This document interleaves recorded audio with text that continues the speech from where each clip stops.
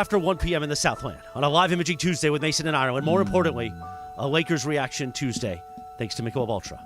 Stop adjusting the mic because I want to read a short story written by our friend Mark Cates, Mandy Award-winning Salesperson of the Year. And it starts like this. It's titled 0.3%. Oh, I like this. Okay, go. Friday, November 11th, 2022. The Lakers just lost the 10th of their first 12 games of the 2022-23 season. They were 2-10, and at the time had a statistical 0.3 chance of making the playoffs. Since then, collectively, we've had a front row seat on a purple and gold roller coaster that took us on one of the wildest rides in Lakers history. It was an emotional journey that showed us that the line between exhaustion and exhilaration was a high-wire act that lasted for 98 games. The difference between anxiety and affirmation was just one more bucket. Just one more stop. Just one more chance to advance. We were able to see LBJ break an unbreakable record, discovered that he indeed was him. Fell in love with a guy named Rui, and learned from a certain player in Memphis that you never poke the bear. As we turn the last page and close the book on this season, thank you to our teammates, our partners, and our fans for coming on this journey with us on the home of the Lakers, ESPN Los Angeles. The future is bright in Lakerland, and one question remains. Is it October yet? Well done, Mark Cates. That's good, Mark Cates. And with that, we begin Mason and Ireland, your Tuesday afternoon right now. Good afternoon. Good afternoon. Jorge, no enthusiasm. No enthusiasm at all. Yeah. You made up a parlay. I sent you. We'll get to that. We'll get to that. We don't have to How get to it. did he Get to it make right it up? now. He did it before Right. the I did game. it before the game, and I sent you all the stuff from DraftKings. I absolutely nailed a 5-leg parlay. Yeah, I don't know what you're talking about, Jorge. If he would have said it after the I'm just game. talking, man. I'm just doing that. Just talking. What? Before we get to it, what is the Mythical Money scoreboard? First of all, before we get to the scoreboard, John, does this make Mason the parlay king? He is today, for sure. The parlay I don't king know why has you guys all changed. don't bet We parlays. have a new king. See, Mason, if you win, it's going to be because of a parlay. Of a parlay, So exactly. as of right now, Mason has 497,000. John and I both have 77,000, and Jorge has 441,000 I'm in ahead! second. I've taken In the lead. second. There you go. All because of a parlay. Yeah. Wow. I was rooting A made-up so parlay. hard against Jamal Murray at the end Yeah, of that I game. thought for some reason, the other way around, I thought you bet over. Yeah, I had the under. In fact, I said to you after the third quarter, all I need is for Murray to stay under 26. I think I and I'm texted, good. he'll go 27 for sure. Yeah, and then, ended up with 25. yeah, he missed that shot at the end. 25. So it's all over, people. It ended last night at Crypto.com Arena. It ended in a sweep. But, John, I'm going to say something controversial. Okay. I consider this season to be a very successful run. It was surprising and fun and exciting. I wouldn't use the word successful. You wouldn't. No, because, and I don't think anybody in the Laker offices would use I'm sure it, they aren't. because they judge themselves, did we win the title or not? Yeah. There are no Western Conference championship trophies on display Correct.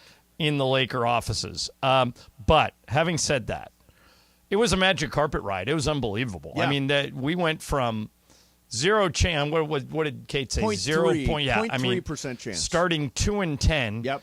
And then ripping off the last 25 games that we needed to go on this run, and then as a 7 seed, knocking out the 2. Yep. Then knocking out the defending champion Warriors, and then we just ran into a better team. Well, and I mean, here's the thing. This is different, by the way, than, for example, when Giannis talked about, hey, it's about the ride. Or do you get a promotion all the stuff that Giannis did? That was the number 1 seed. Was Milwaukee number 1 or number 2? Milwaukee was 1. 1.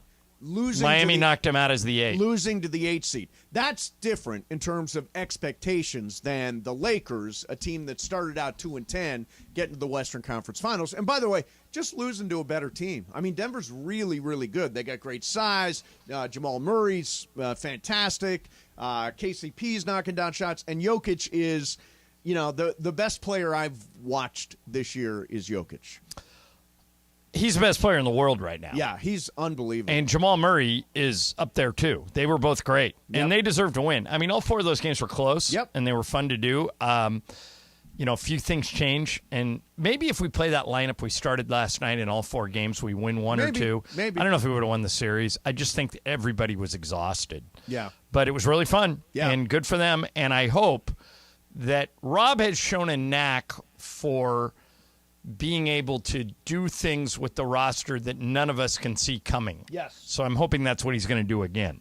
So the one of the stories that came out of last night was that LeBron, I'm trying to think exactly how he phrased this. Do we have the exact quote of what LeBron said after the game last night? Yeah, here you go. We'll see what happens going forward. And I don't know. I got a lot to think about, to be honest. And just for me personally, going forward with the game of basketball, I got a lot to think about.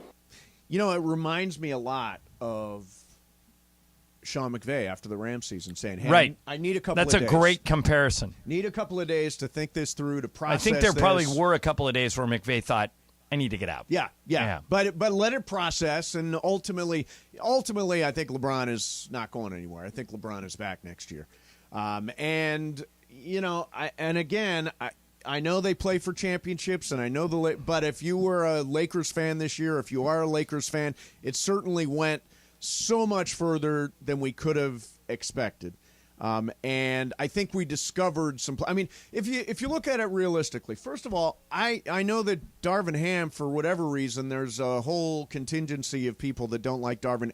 Darvin Ham took a team that was remade on the fly and got them to the Western Conference Finals. Darvin Ham, very successful rookie campaign as a head coach. Yeah, and keep in mind that's his very first year as a head coach. He'll get better next year. Rob Pelinka pulled those pieces together at the trade deadline. The Lakers, for the first time, I can honestly say, and I don't want to say for the first time, but in a real way, I think there's no question that Pelinka knows what he is doing. Those trades at the trade deadline, those moves that were made were just tremendous and put the Lakers where they needed to be.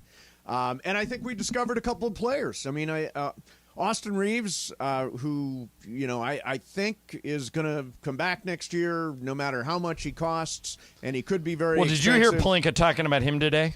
No. It sounds like he's coming back no matter what. Okay. That's what Mark Stein said yesterday. He said, doesn't matter, sees no circumstance where Austin Reeves is not Rob back covered year. himself a little at the end by saying, without talking about specific players, but it was after he praised Austin Reeves for like 45 seconds and talked about how great he is. So. And I think Rui Hachimura is another guy that was discovered this year. Guy came from Washington. Nobody knew anything really about him when he came over here and turned into, you know, one of the, I would imagine, their 4th leading scorer in the Western Conference Finals, I think. Yeah, behind LeBron, AD, and Austin. Yeah, probably. So, I mean, there are reasons for hope. Great rookie head coach, great general manager, and players that matter. And I think, you know, it's a matter of figuring out who else works on that roster next year. Now, LeBron did say that this particular team did energize him. I think it energized me from the moment that I was out for those 4 weeks. And I was just seeing, you know, the type of team that we had, the type of energy that we brought into the locker room, the type of energy we brought onto the floor. You know, and I just couldn't wait to join these guys with action and get on the floor. And, you know, and I knew how much I could make an impact with the group of guys. But it was always it was an exciting moment when we was able just to bring those guys into the locker room. You know, and you know, we were just a better team right away.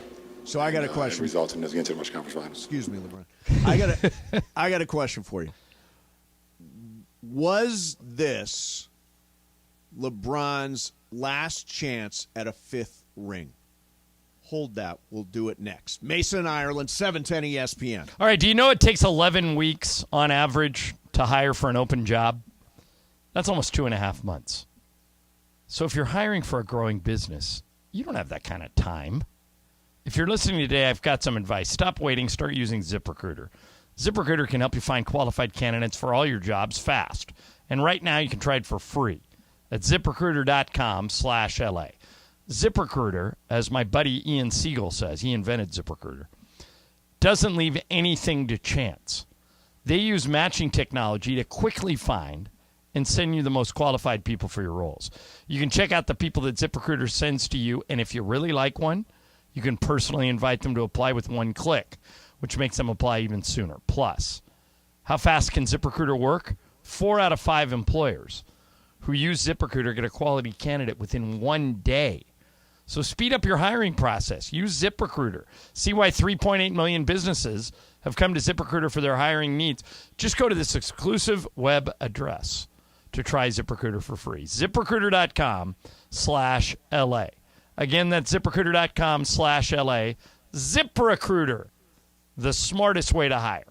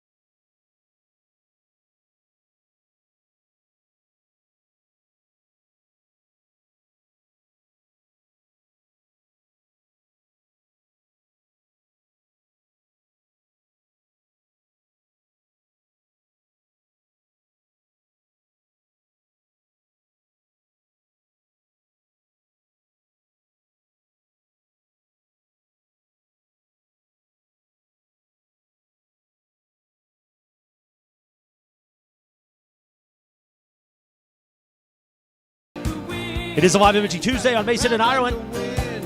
A Lakers reaction Tuesday thanks to Michelob Ultra. The season's at the final, but it's okay because we're here all day long for your therapy session. It is a By the way, final. Chris, Keep did you coming hear, back. Did you hear my promo that I cut last night Yes. in honor of you? Yes. You did hear it. Yeah. I didn't hear it. Hey, see if you can find it, Jorge. The Mason and I'll Ireland give it to promo you. for today. To I'll Chris give it to you. Morales? It was. I started it by saying, as Chris Morales would say, It is a final! There you But go. here's the thing. Yeah. We had to put the big 2-minute tribute promo, so it didn't get as much run as Oh, it would right. normally. I heard the big 2 minutes. The 2 minute And that was tribute my promo that was my great. tribute to John. That was like a master. so I was production tributing you thing. while you were tributing me, Well, and we both have- of them didn't run as much as See, they would there's have. So much love here. Well, that's good because, Chris, we know we are your least favorite show Yeah, on the we are station. your least favorite. Travis and Sue is officially my least favorite, I think. When No, did that happen? don't. That's Seriously. That's new. When did that happen? You say. You I throw, think so. Those are you your throw guys. us under the bus when you do. I think so. Shadano and Cap. I think so. yeah. Well, we know. Do you want me to Sedano start throwing Travis and Slee under the bus? No, I don't. I Oh, love I do. Travis. Oh, you do? Yeah, throw him under the bus. Yeah, Okay. throw him under the bus. Yeah. Everybody Sometimes- gets thrown under the bus at some point sometimes- around here. Hey, Sometimes- Mason change on a dime. a No, lot- don't yeah. try. Yeah, throw him under the Yeah, bus. There's a throw lot him of under the inside references that I have to explain Yes. because we have new listeners at all times. Yes, correct. And it's like, guys, we're doing radio. When you're saying like Michael, people don't know what are you saying, Michael Thompson or Michael Rogers, Travis' son? Right. And I say this nonstop to them. Yes. Guys, two inside. Yeah. So they're gutless. They want to bring you behind the curtain. But there's two. But it's so Yeah, dark behind the curtain, yeah, you can't there see is anything. stuff that's so inside it makes no sense. Right. You guys are broadcasters. Yes, You're yes, radio guys. correct. You understand explaining to the audience. You know, Slee's a little new to it. Yeah, okay? he is new. A little new. He was selling ads last week. Yeah, and Trav was, producing The Jungle a few years back. So, a little different. All right. Mason. Oh, by the way, I do have a question. Yes. Now, if LeBron retires, Mace, will Yeah. you retire to Yes, follow? I will. You I will retire if LeBron retires. And then it could be Ireland in the morning with CMM. Ireland No, in if the Mason morning. retires, I'm just No. ghosting. Yeah. I'm Then we out. ghost like I did Then in we're the go- second then- quarter last night. Well, I knew you'd That's do all on that. tape, by the way. We have that all on tape. What's on tape? That you're retiring if LBJ retires. Yeah, sure. It's Yeah, there. I- If We you got it. guys Zero both chance. leave, we're going to flip to classic country or something. So Classic country. Well, it wouldn't be the first time for Mason and I to Yeah. go through a format change. Mason and Ireland continues your Tuesday right now. All right, so the question there was, did you find that thing that you were looking for, or did you not find that thing? Find that thing you were weren't looking really for. looking for it. Okay. No, for the lookie from last night. The lookie Yeah, from no. last night. Chris said that Morales said that he was going to find it for us. Oh, okay, good.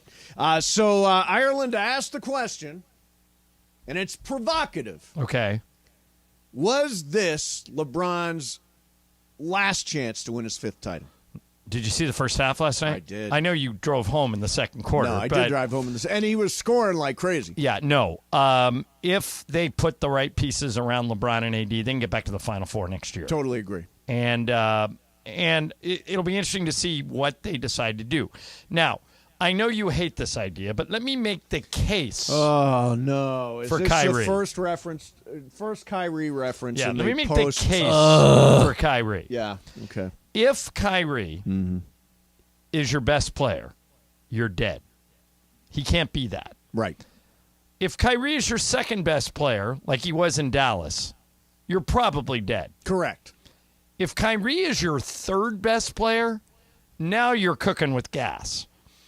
If you don't have to have him score every night, which the Lakers wouldn't with LeBron and AD and Austin Reeves and Hachimura, it would be an upgrade. Will you at least admit this? Kyrie would be an upgrade over what they currently have on the roster.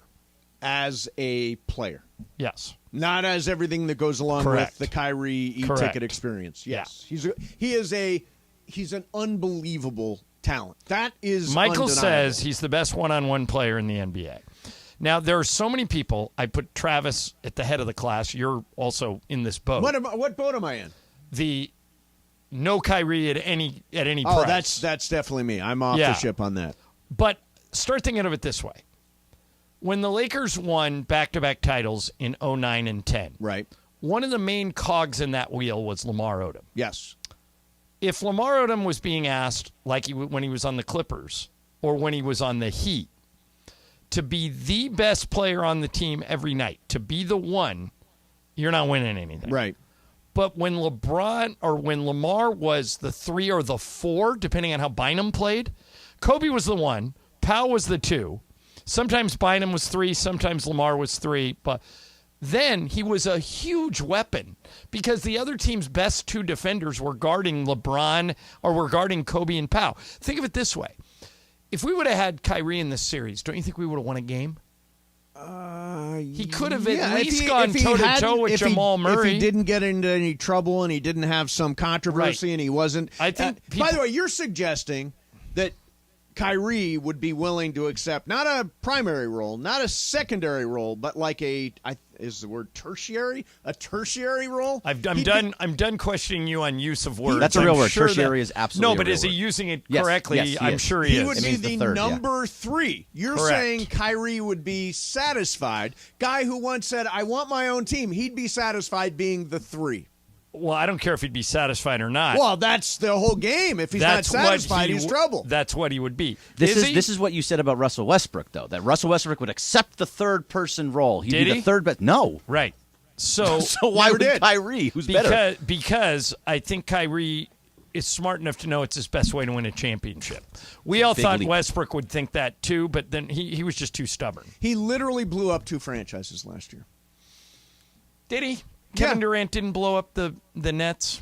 What about the Celtics when he was with the Celtics? Yeah, and he just Celtics, left? that's another one. Yeah. I mean, he's Right. bounced around a little. In And each it's- case, he was the highest paid player on the team. And it's because of all the stuff. I mean, as a player, he's tremendous.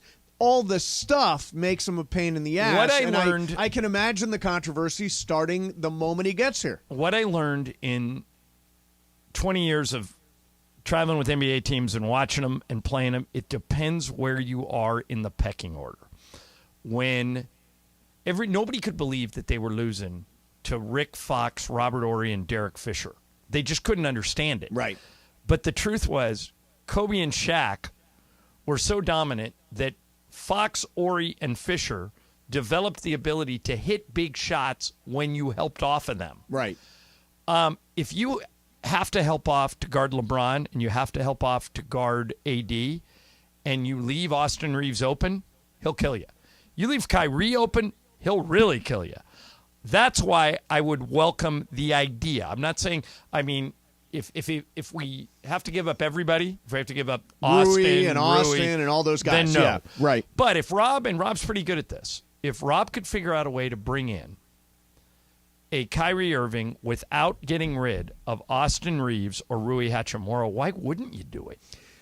Well, it's because of all the stuff that goes with Kyrie. It's Okay. Whether it's I'm going to disappear from the team like he did in Brooklyn with Okay. no warning at all, with no announcement, with not out even talking to Steve Nash at one point. Right. Just said I'm just away from the team. For So right now. you're what you're saying is you don't trust him. I don't. I mean, whether it's the anti-Semitic stuff that he sent out, or the just disappearing from all that stuff, you get so much drama with Kyrie, and I think the idea that he's going to accept the number 3 role on a team is just ridiculous, given the size of his ego. Well, you realize in the last 2 places he's been the 2. But not the 3. The 3 is depending on who else is on your team.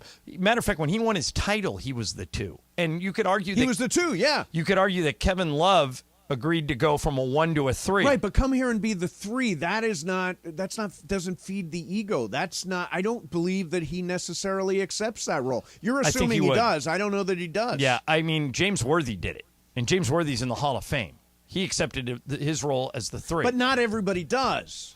Right. Not but, everybody, and I think it's fair to suggest that Kyrie might not. Well, you could try it with someone else. Like you could go after Trae Young, but you'd Yes. have to give up assets for him. Correct. So I don't know if that's what you want to do. You want No. Trey Young, Mace? What's that? No, want no, Trae I brought Young? up Trae Young. he brought him. No, up. I know, but No. you actually Van want Vliet- Trey Young? Why Van wouldn't Vliet you? is the No, guy that I wouldn't want Trae Young. The He's only another reason, one. well, the other reason that, see, now you're being Travis. You're saying I don't want this, don't want that. What do you want? No. I like the team that we have. I want to keep bringing in more players, but as also, if Kyrie comes in as the 3, like you say, Right. immediately he's going to think he's better than AD, especially after everything we just On saw. some nights he might be. That's okay. On some Most nights he will On say some he is. nights James Worthy was better than Kareem and Magic, but he ate 3rd on that team. And here's the thing. And Lamar Odom ate 3rd on the team in 08 and 09. I don't think LeBron talking about retiring and exercising his leverage and all that kind of stuff. I want to see what the team looks like. All that stuff. I don't think that's unrelated to Kyrie. I think LeBron wants Kyrie. That's a good question. I'm gonna fall back on what I said in crosstalk. I think the guy was exhausted. Yeah. I don't know if it was that calculated, but I wouldn't call you an idiot or say you're wrong. There may be something there. Yeah. But there's also a possibility he was just like, guys, Gassed. you don't know, you don't understand what this 6 months has been like. Yeah, right. So let's see what comes out over the next. Well, July 1st is when we'll know July who they're 1. going after. So Yeah. we got a month. Yeah, we got a month. It'll be interesting. It will be. All right, coming up next for you, going to spin the wheel of questions. My question today, I put some interesting stuff on there. Okay. When we will do that coming up next. Mesa in Ireland, it is the day after the Lakers exit the playoffs. They lose to Denver in the Western Conference Finals. We're all over that for you, all over the LeBron story, and Wheel of Questions is next. Mesa in Ireland, 710 ESPN. What a roller coaster of a season for our Lakers. From a season start that left us all feeling hopeless And the Lakers going to fall to 2-10 on the season. To the dysfunction clearing away and Rob making huge moves at the deadline. Vanderbilt went over 3 Warriors and grabbed it and put it back up and in. Hope returning to Crypto.com in the Southland. Here's D'Angelo Russell. Kicks it right side. Hachimura for 3. Good again. This kid can't miss.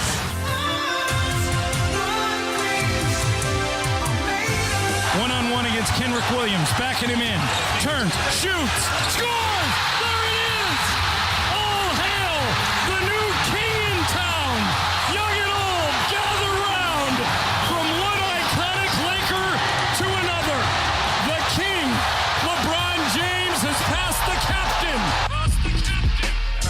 playoff run nobody saw coming. We told by our analytical department that gave us a 0.3% chance of making it to the postseason. Now here we are in the playoffs. I don't care. He's old. I poke bears. I don't respect no one until they come. Austin Reeves has got it. Reeves to LeBron, lay it up and in. 42-13 Lakers. For an old guy, he beat Brooks down the floor pretty easily.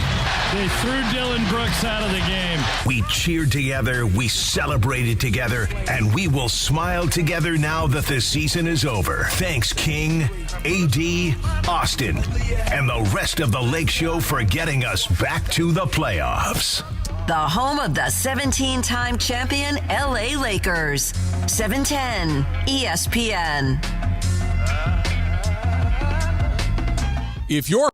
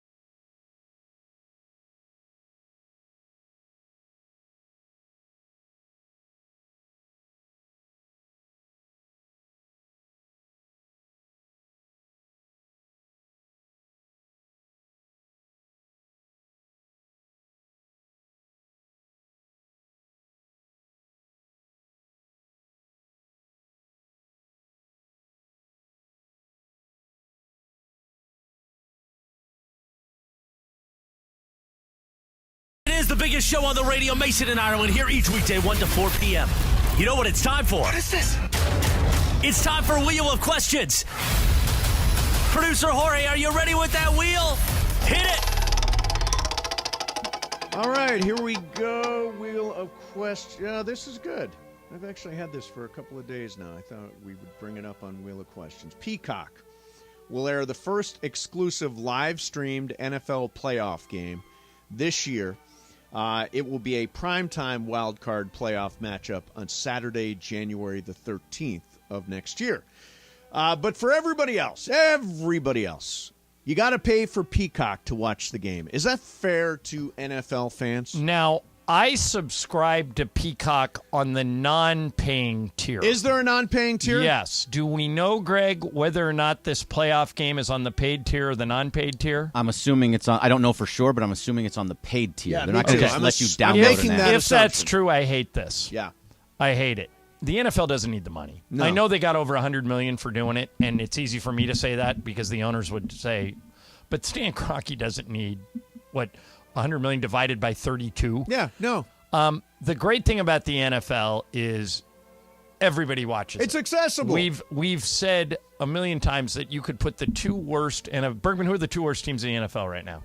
It's probably the Colts and No, the Colts are going to be better. well, I mean, what they're going to be. Yeah, Yeah, Texans. I think the Texans is one, and I mean, it's not the Jags anymore. It's not the Jags Panthers. anymore. Texans. Panthers were pretty bad. Panthers were bad. yeah. All right, so Something you like could that. you could put that game on, and it would be higher rated than any baseball, basketball, hockey, soccer, any game. 100%. And it's because we can go anywhere to watch it. We can Right. go to a bar. We can watch it at home. I think this is for lack of a better term, an unnecessary money grab by the NFL. I am completely and totally in agreement. And I understand what NBC's doing, right? And it's, again, let me say it a second time. It's easy for Mason and Ireland to say, don't take the $100 million. Right. Right. But, Greg.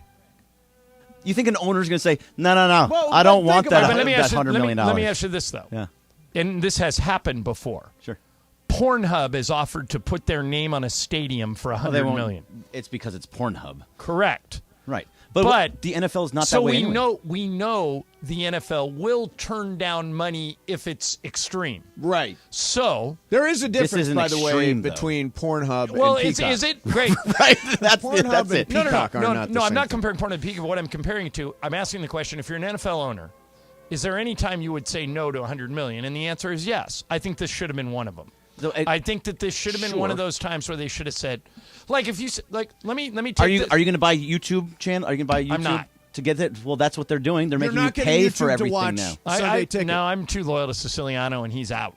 So you don't care about Sunday. You don't care no, about. I'll just watch Scott Hansen. Oh, see. Are you going to buy Apple to watch? Are Scott you going to I buy already have different Apple. parts of Apple so you can watch the Friday Night Baseball? Like these are I already all get free. it. Yeah, They threw it in for free. Yeah, for how What long? about They're going to start and paying for that. I just got offered MLS for a month. I think you get it. I think you Apple get it Plus. free. Do I? Yeah, but Do then you're you, going to do have you to pay for for it Apple? later. Do you get Ted I do Lasso? pay for Apple I think Plus, you get yeah. the MLS for free. Okay, yeah. At least for the first. Like Greg says, it's for the first year. See, I they're thought there was pay they're and going to then draw pay again. you in. But Greg, my point is that the NFL will turn down $100 million if it's not a perfect situation. Let's take Mason's question out to its logical extreme. Okay. If Peacock offered $1 billion to have every NFL playoff game, including the Super Bowl, would the owners do it? If it's $1 billion, if they're all getting $1 billion, yes. I mean, No, not $32 billion, $1 billion. Yeah, so $1 billion. I mean, that might not be enough based on what that's So that's where we're heading, right? It's heading there. At some point, somebody will offer them Although- $15 billion, I mean, and they'll didn't, take it. didn't the NFL already do this last year The with NFL, Amazon? by the way, made $3.4 billion in television revenue. Yeah, so $1 billion wouldn't be enough. It'd have to be $5 billion. Yeah. But so they already did this last year with Amazon. If you didn't subscribe to Amazon, you couldn't watch the games. Couldn't watch it, yeah. But those were regular season games. Yes. And they were lousy games. And these are playoff games. Right. Playoffs, everybody should be able I just believe strongly everybody should be able to watch the playoffs for free. Yeah. Now, I'm kind of a hypocrite because baseball games are on cable, like baseball games are on TBS. Yes. Including, I think, the National League Championship Series last year was on TBS. But there's a difference between cable. Well, you have to and pay for it. You have to pay, but a lot of people still have cable. Yeah. You're actually adding a streaming service to be able to do this. A streaming service where you might not watch anything else. Right. If you don't like. Well, that's to Greg's point. That's why YouTube bought Sunday Ticket. They Yeah. want Right. you to go to YouTube. Right. But I mean, I don't know how broad you guys want to make this discussion, but this is why the writers are on strike. Sure. Their work is now being spread out over things we didn't see coming Correct. 20 years ago. Yeah, I mean, first of all, yeah. I mean, So the NFL might just be sitting there saying, look, in 5 years, everything's going to be on streaming. Why not take the money now while they're offering it to us? Right. And if that's the case, if in 5 years Amazon is not going to just be the home for Thursday Night Football, but they're going to have Sunday Night Football and Monday Night Football because Jeff Bezos will pay more, yeah. then the NFL's just taking the money early.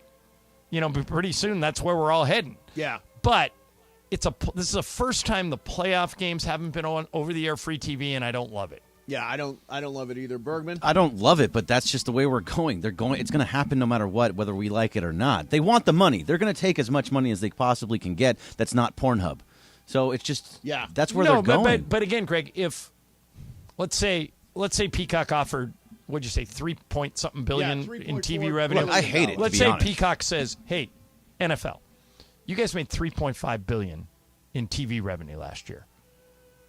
We'll give you double that. We'll give you 7 billion, but Why give wouldn't us they take it? But give us all the games. Yeah, why all wouldn't the they take playoff it? games. Why wouldn't they take it? Because they're doubling their revenue. Why wouldn't they take it? Because then you know what happens? Then NBC and Amazon come to them and they go, "Oh, they're paying you They're paying you $7 billion. Yeah, use it as a stalking horse. Let's get $8 million. Let's get $10 billion. So $9 maybe billion. it is heading that way, but Absolutely. There's nothing wrong with saying with fighting it as long as we can. Yeah, no, exactly. I mean, I think kicking and screaming, dragging your heels, I mean, all that kind of stuff. People are going to pay get it. to this point. We- But for that a was your playoff first game, point. It's great for Peacock because, and by the way, we should point out that the games will still be available over the air in the home markets.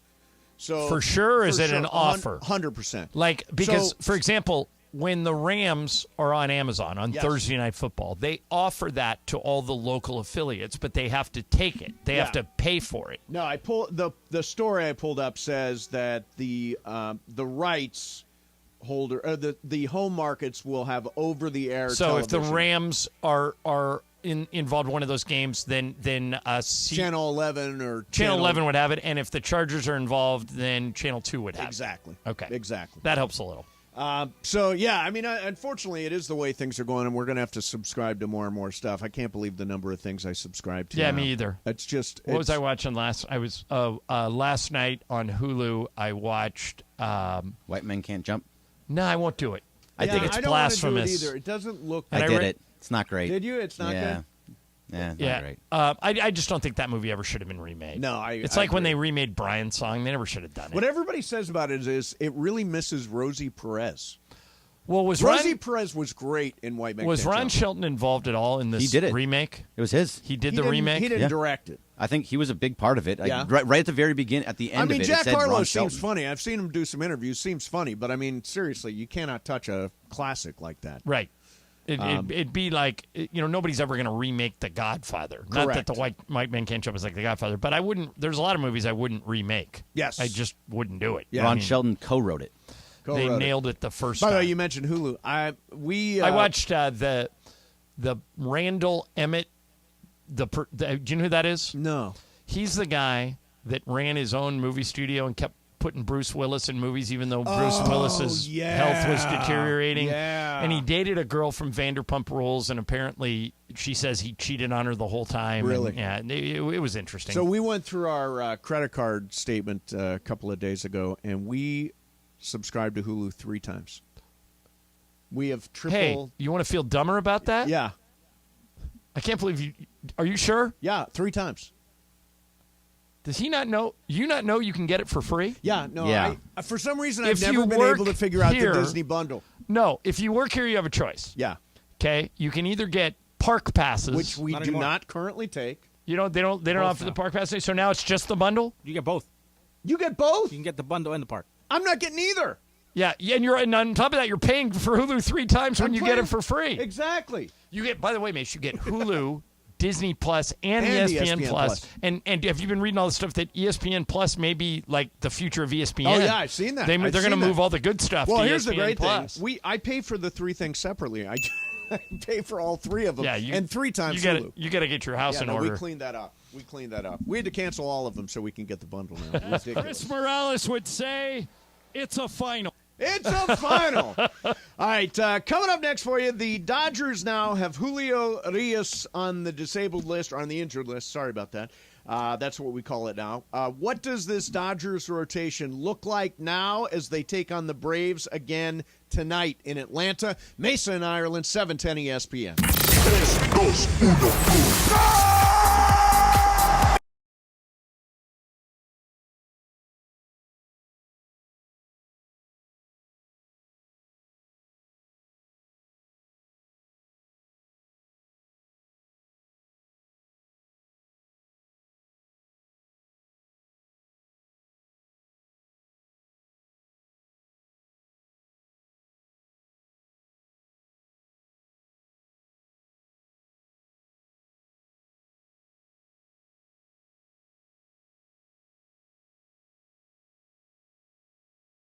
Yeah! 710 ESPN. Yeah, Tyler. Producer Tyler, 877-710 ESPN. The day after the Lakers exit the playoffs. Don't ask us how we're doing. LeBron is talking about, hey, he's going to think it over. We're talking about Kyrie and all that kind of stuff. 877-710 ESPN for the 2 o'clock call of the day. Mason, Ireland, 710 ESPN. Boom! How do you like that one? Hi, I'm Olympic gold medalist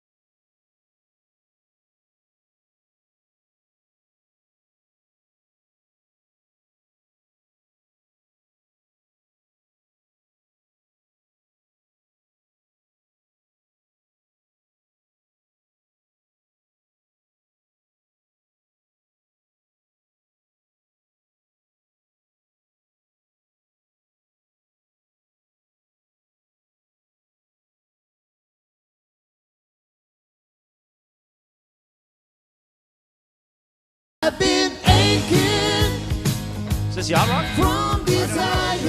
I don't even know who this is. This is the Starland Vocal Band. Oh, well, it's a live imaging Tuesday with Mason in Ireland. Jorge, who is this? I don't know. Randy Meisner? Oh, wait a minute. Randy Meisner was one of the original founding members of? I don't know. The Eagles. The Eagles. Mace knew it. See, Oh, Chris? yeah. So this isn't Yacht Rock. This is like when he came back with a 1994 album. Yes, correct.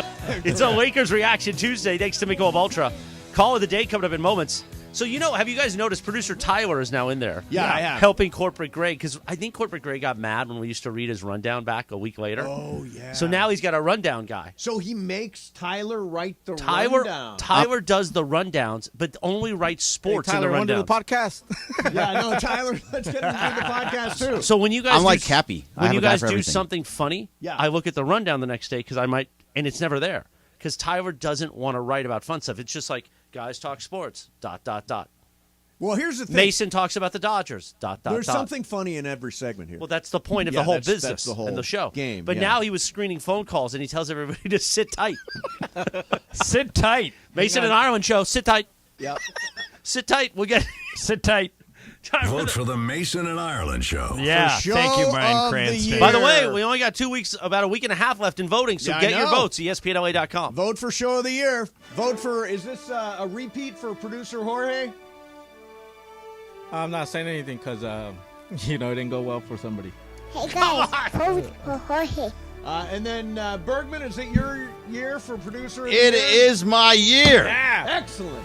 Ireland, it is your year to repeat as most knowledgeable host. You're the most 100%. knowledgeable person here. If I win, I'm not going to throw it at him. I'm going to throw the trophy to Slee. As an honor. Toss to Yeah. him. Yeah. It'll be Yeah. Slee, Underhand. Here you go.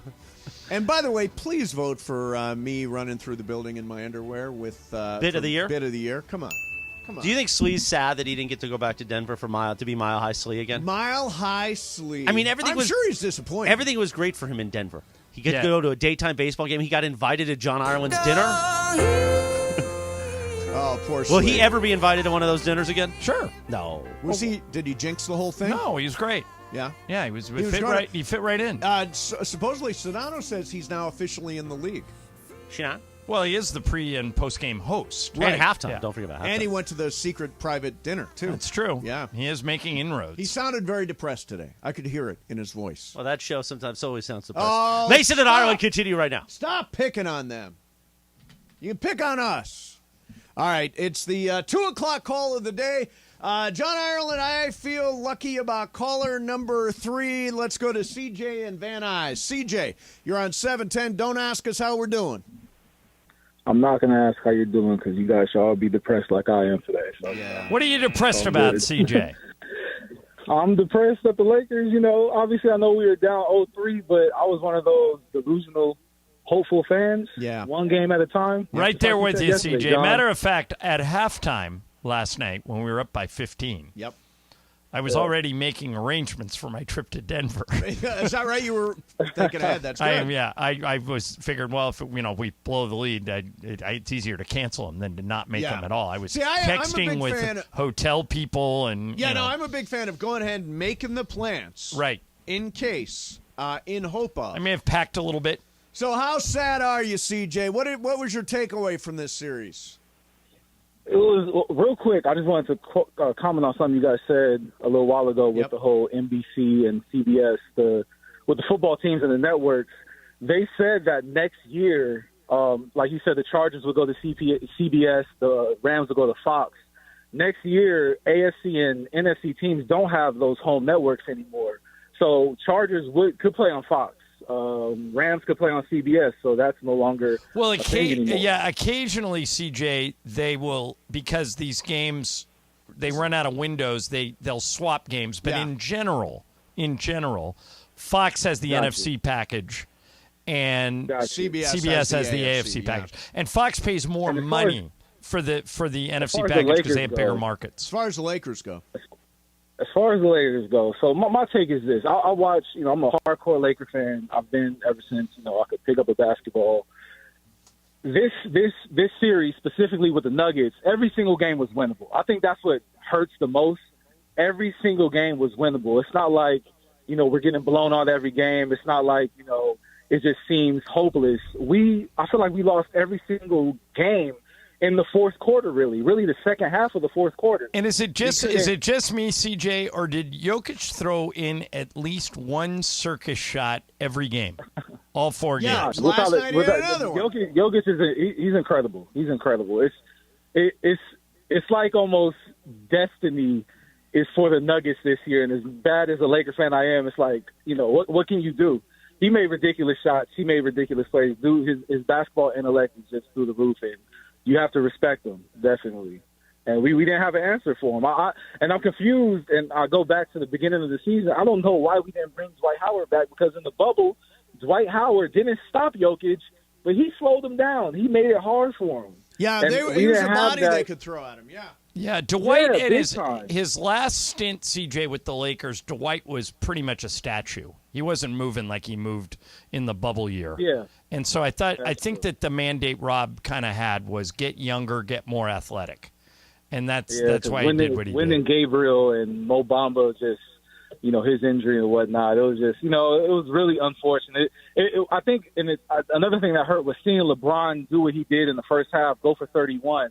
And then the second half, the Lakers came out, and you could see that they were trying to get AD involved, and it was a turnover. It was like LeBron literally willed this team on his back, and when you're trying to get the other guys involved, they were hungry. Tristan Thompson would seem more hungry than Anthony Davis at one point. I'm just saying, and that's ridiculous. That's ridiculous. All right, in my opinion. Thanks, CJ. Thanks for the call, man. Yeah, it was not Anthony Davis's night. It was not a good night for AD. LeBron didn't get the help that you would have hoped for. And really, if you look at the barometer for the postseason, AD plays big, they win. AD disappears, they lose. Well, and then if you want to even dig deeper, yes, every game that D'Angelo Russell scored more than 17 points, they won, and every game he scored under that, they lost. Yeah. So there you go.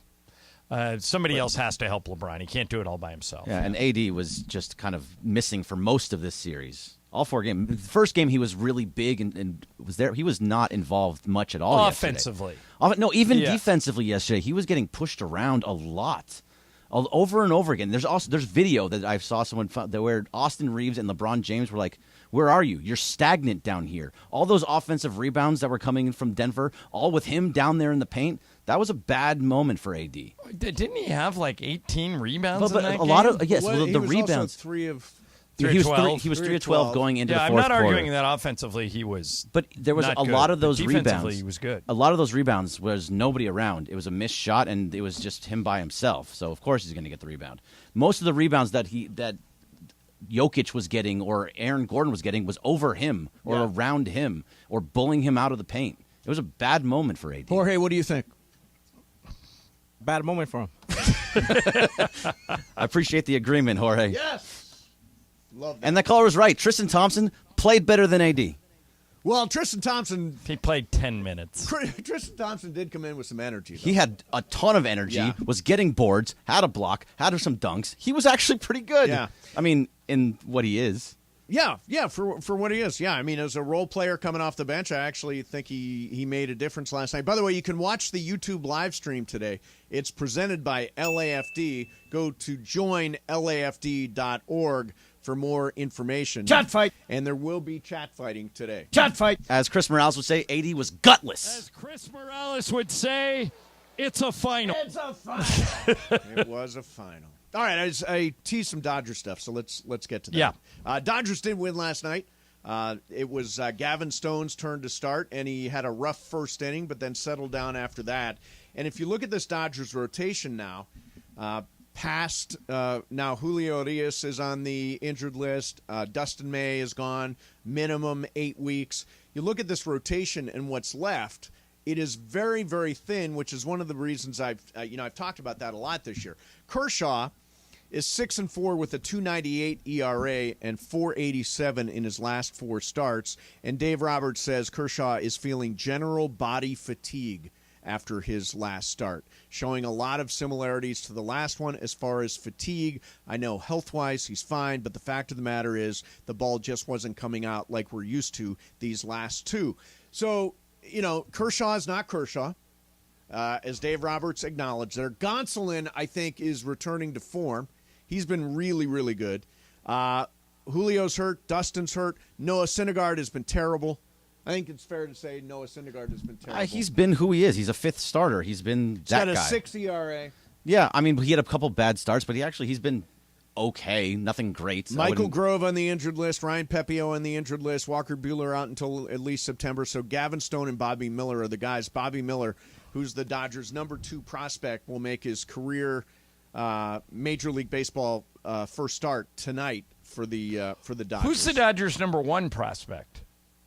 It is Diego Cartaya. Diego Cartaya, the catcher. Yeah. Okay. So Bobby Miller tonight, and I've never seen the guy throw. Have you been scouting? No, but I looked at some of his numbers. He was having a little bit of a rough time in AAA. Yeah, he was not pitching well. No, not pitching well, but I think it's gotten something better over as the years progress. Like he might have been like Syndergaard, where he had a couple bad starts early on. Syndergaard he's fine. He's not good. He's not awful. He's just fine. So right now the rotation is Kershaw, who's got general fatigue, Tony Gonsolin, Noah Syndergaard, Gavin Stone, and Bobby Miller.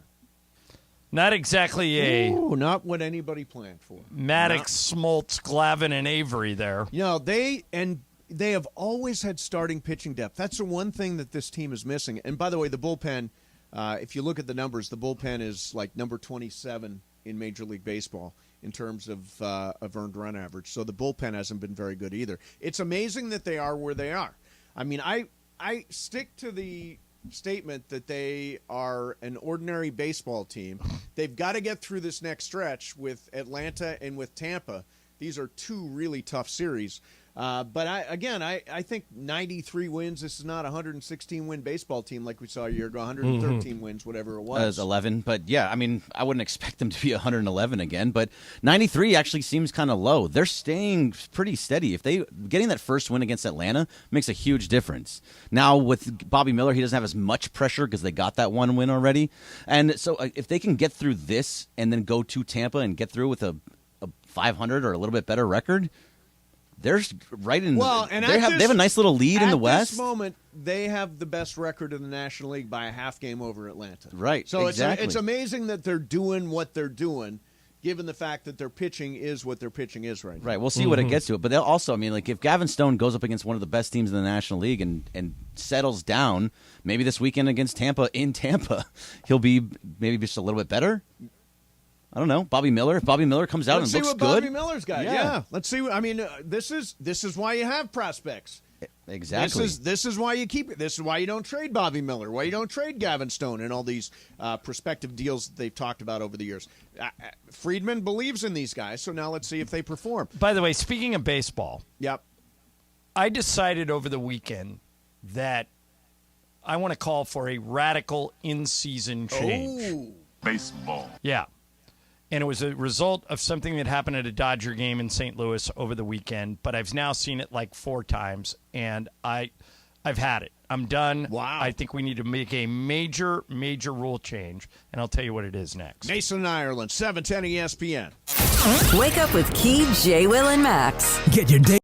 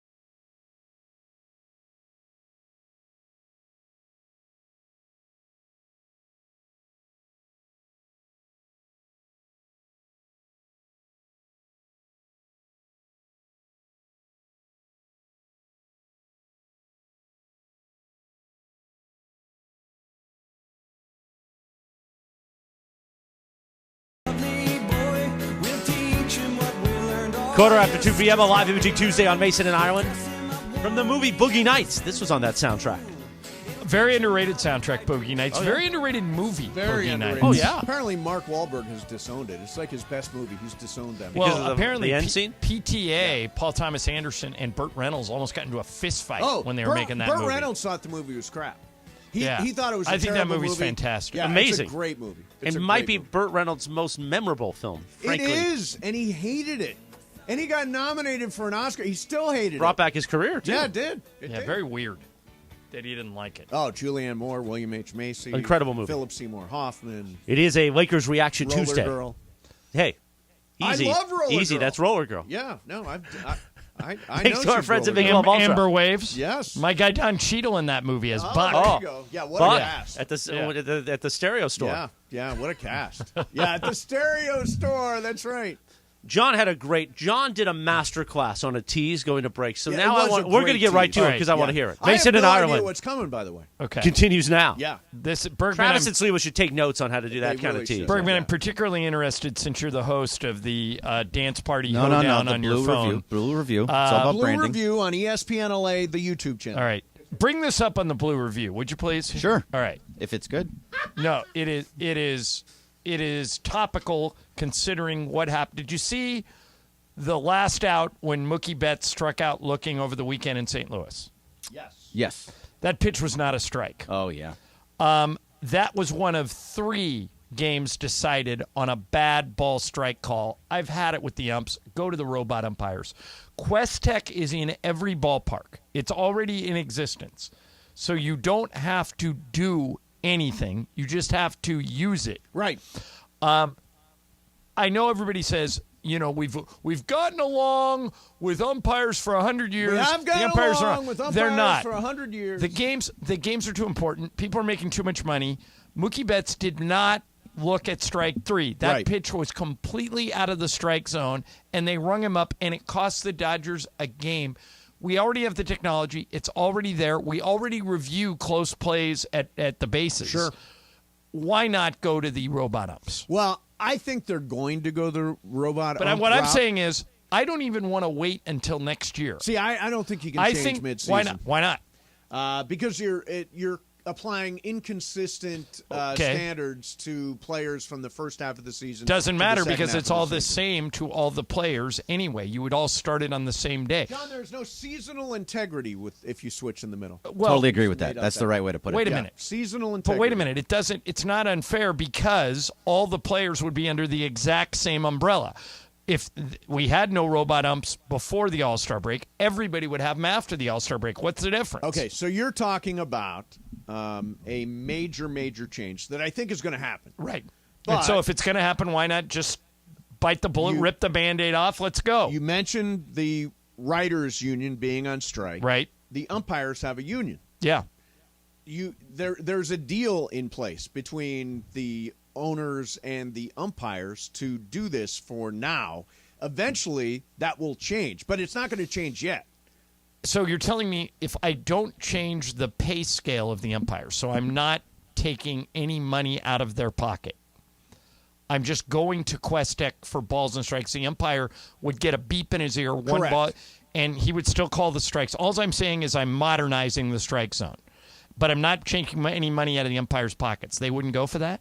No, because I think it's about power and control, isn't it? Right, but for umpires, isn't it like about that. power and control? Yeah, strike. That was a strike. I can call the balls and strike. That was a strike.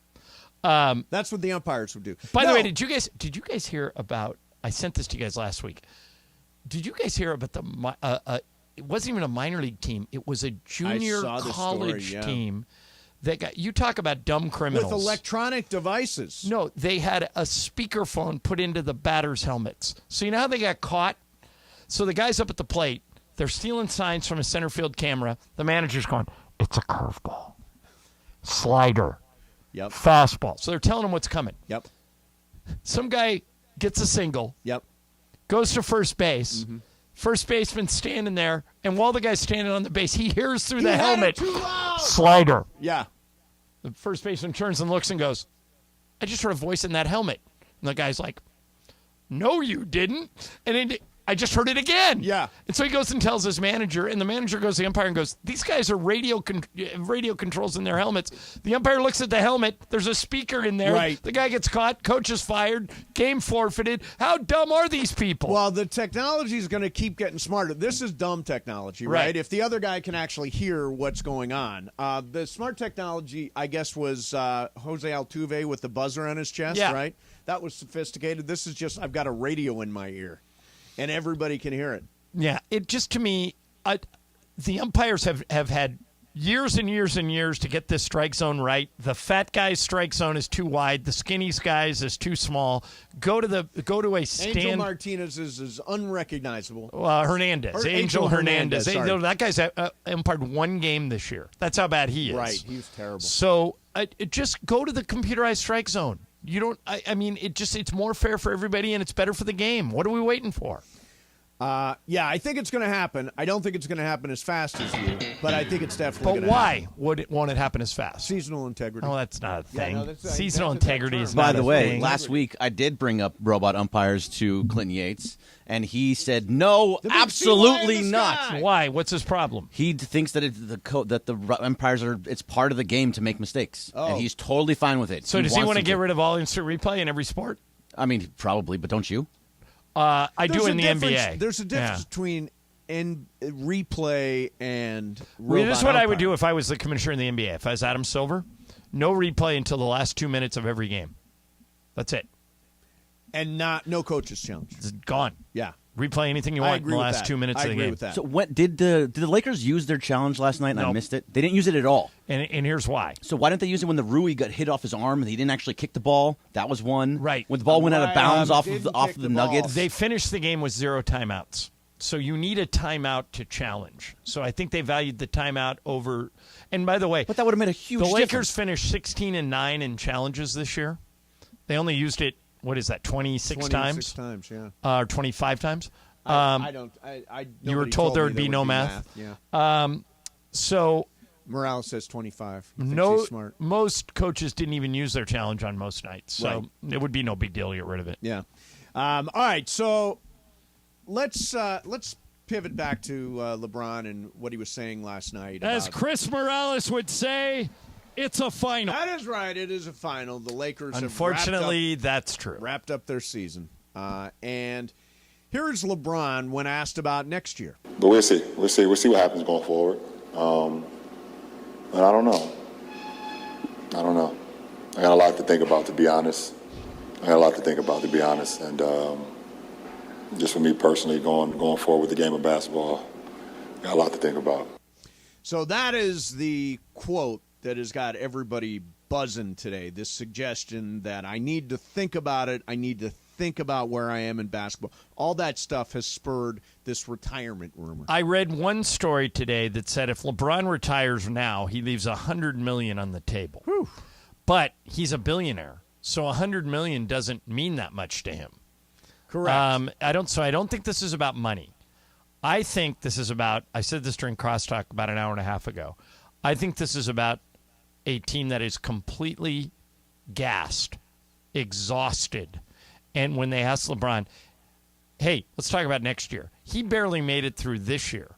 He had a torn tendon in his foot that he played through the entire postseason. So I think when he says, I have a lot to think about, so does he have surgery on the foot? If he does, how much does that take him out for part of next year? Does he want to go back to the grind of getting ready for another season when he doesn't need the money? Would it be more fun for him to follow Bronny around as he plays for USC next year? Right. And then come back to the league when Bronny comes back and just take a year off. Yes. Especially if Bronny's only going to spend 1 year in college. I think that's all figuring into it. Afterwards, my guess is he plays. Afterwards, McMenamin talked to him, I guess leaving the arena last night. And McMenamin asked, when you say you got to think about stuff, what thread should we be pulling on that? And LeBron says, if I want to continue to play. McMenamin says, as in next year? LeBron says, yeah. McMenamin says, you would walk away? And LeBron says, I got to think about it. Right. I think it's a realistic consideration. I mean, he's done everything you can do. He's already a top 2 player in NBA history. Sure. So And if even if he wins the title next year, there'll be a lot of people that wouldn't put him ahead of Jordan anyway. I think he's going to play, though. I think he's too competitive, and I think he's too good. Yeah, I 100% agree with you. I think this is comparable. I said this earlier, but it's comparable to Sean McVay when he said, "Hey, I need a couple of days." Right. You got. I think that's a very good analogy. Out of the heat of the battle and settle down and have a couple of days to think, and it makes sense. Coming up next for you, at least one prominent media personality says the Lakers must pursue Kyrie. I got that coming up for you next. Mason, Ireland, 710 ESPN. All right. New vehicles are arriving daily at your Southern California Toyota dealers. If you've been looking for a car, you know this. You go in, you say, hey, I want that car, and I want that color, and I want that model. And they'll say, oh, supply chain, back up. We can't get that car for 6 months. Not at Toyota. Imagine yourself in a new Tacoma with that great interior and the incredible towing capacity. Or how about a new Highlander with the incredible handling? Right now, you can get an incredible deal, not only on the Tacoma and the Highlander, but the full lineup of Toyota cars and trucks. Choose a special lease, low APR, even get cash back on the Toyota car or truck you've always wanted. For great deals on a new Tacoma, Highlander, Camry, RAV4, and Corolla, see your Southern California Toyota dealers or visit Toyota.com. There's a reason Toyota and the Lakers have been in business together for more than 40 years. Toyota, we make it easy. What a roller coaster of a season.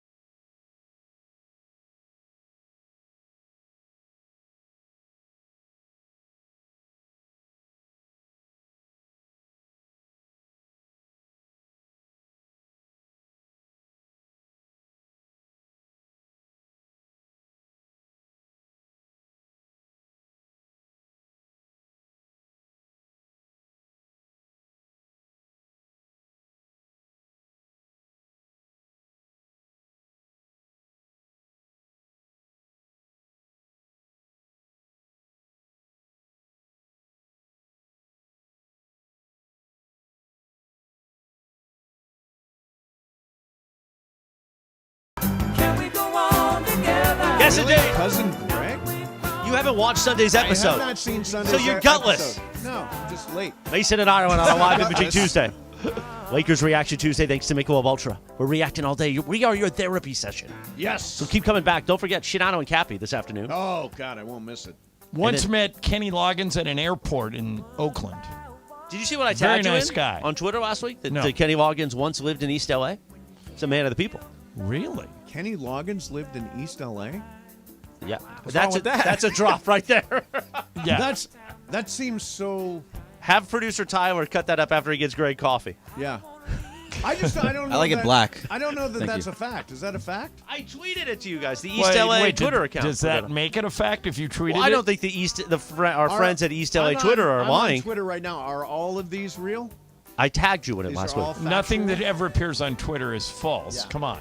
Well, if I said Kenny Loggins once lived in West LA, you wouldn't be like, really? No, that's where you would. That's expect where you would Kenny expect Kenny Loggins to If live. you said he lives in Santa Barbara, I would say that's. If you said you once lived in East LA, I would say Chris Morales. That makes sense, right? You guys are going down a road here. I'm just saying that down Kenny the road. Loggins. No, isn't East LA a very heavily populated Hispanic area? It is, yes, of course. Yeah. But, Kenny Loggins wanted to get down with the Brown. Nothing wrong with that. What's wrong with that? Who doesn't want to get down with the Brown sometimes? Right? I always used to love when I would go out on a story in KCAL. Yes. Shout out to Steve Medina, great photographer over there. Jody Mena who was my guy over there. Those guys knew all the great food hangouts in East LA. Just like Beto Duran. Right. Beto's great at that. Like, Hey, Smiley.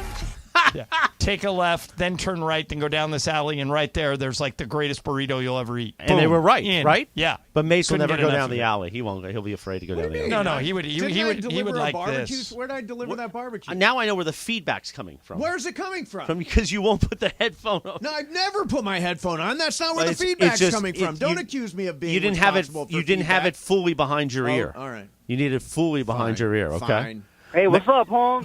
Mason and Ireland continue right now. I just sent out the voting tweet for the Mandy Awards. Mason and Ireland Show of the Year. L.A. Ireland for Most Knowledgeable Host. Jorge for Associate Producer of the Year. Bergman for Producer of the Year. And I humbly submit me for everything else. The very on brand. Humbly very supported. on brand. Yeah. So one of the things that happened, obviously, the Lakers exited the playoffs last night. LeBron, we've talked about that. Stephen A. went on the First Take show this morning, and here's what he said about the Lakers and Kyrie Irving. Do you think they should try to pursue Kyrie this offseason? I definitely think they should try to pursue him. Kyrie Irving is one of the spectacular talents in this game offensively. They desperately need his offensive firepower. You don't want to mortgage the future in order to get him or give up some of the assets that you acquired. But with D'Angelo Russell looking the way that he's looked, they desperately need something for the future. My only issue with Kyrie Irving is consistent. Make sure he has to show up to play and not take an abundance of games off. That's it. If he's going to be on the floor for you, you want Kyrie Irving.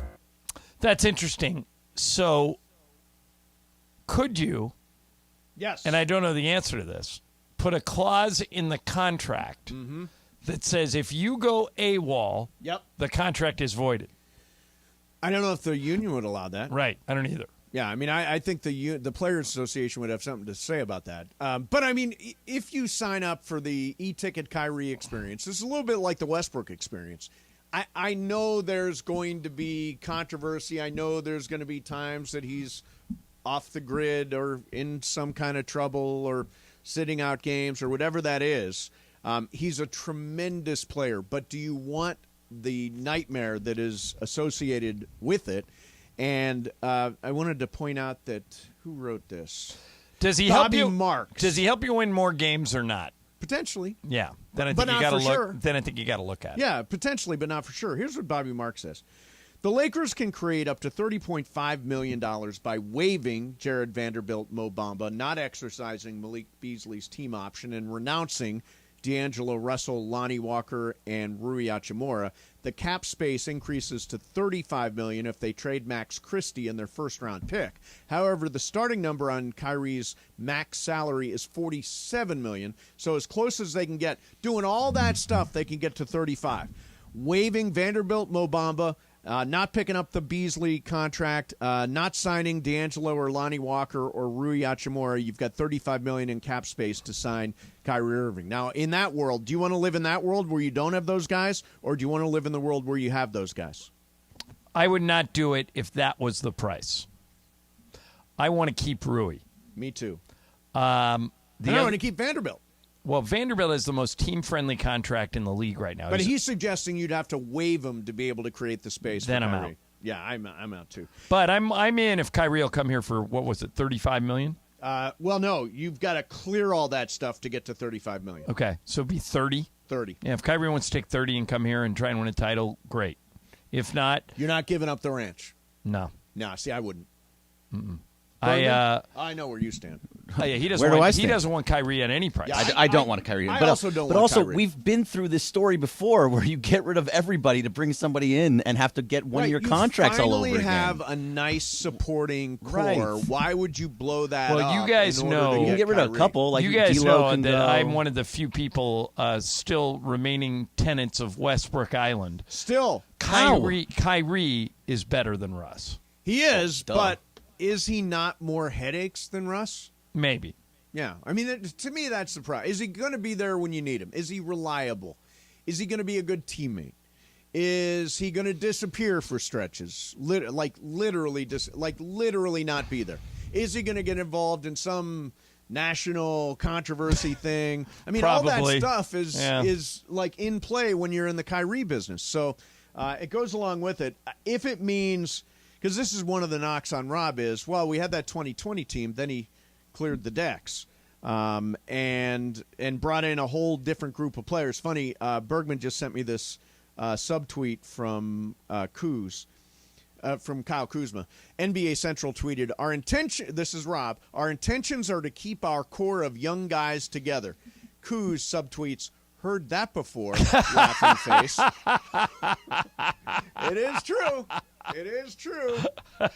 Keep that That's young pretty core funny. together. Yeah. Yeah, I love Kuzma. Oh, That's he's pretty. great. That's pretty funny. He's great. I'll tell you who turned out to be a great player was KCP was great for them. Yeah, was great for us. Was great for us. Yeah. I love that guy. And by the way, if you are just tuning in, you may have missed this stunning achievement of mine. Hit a 5-leg parlay last night. I'm proud of you. What were the 5 legs of your parlay? The 5 legs were LeBron over 24.5. Okay. Hit that in halftime. D'Angelo under 10.5. That was probably pretty safe. Schroeder over 2.5 assists.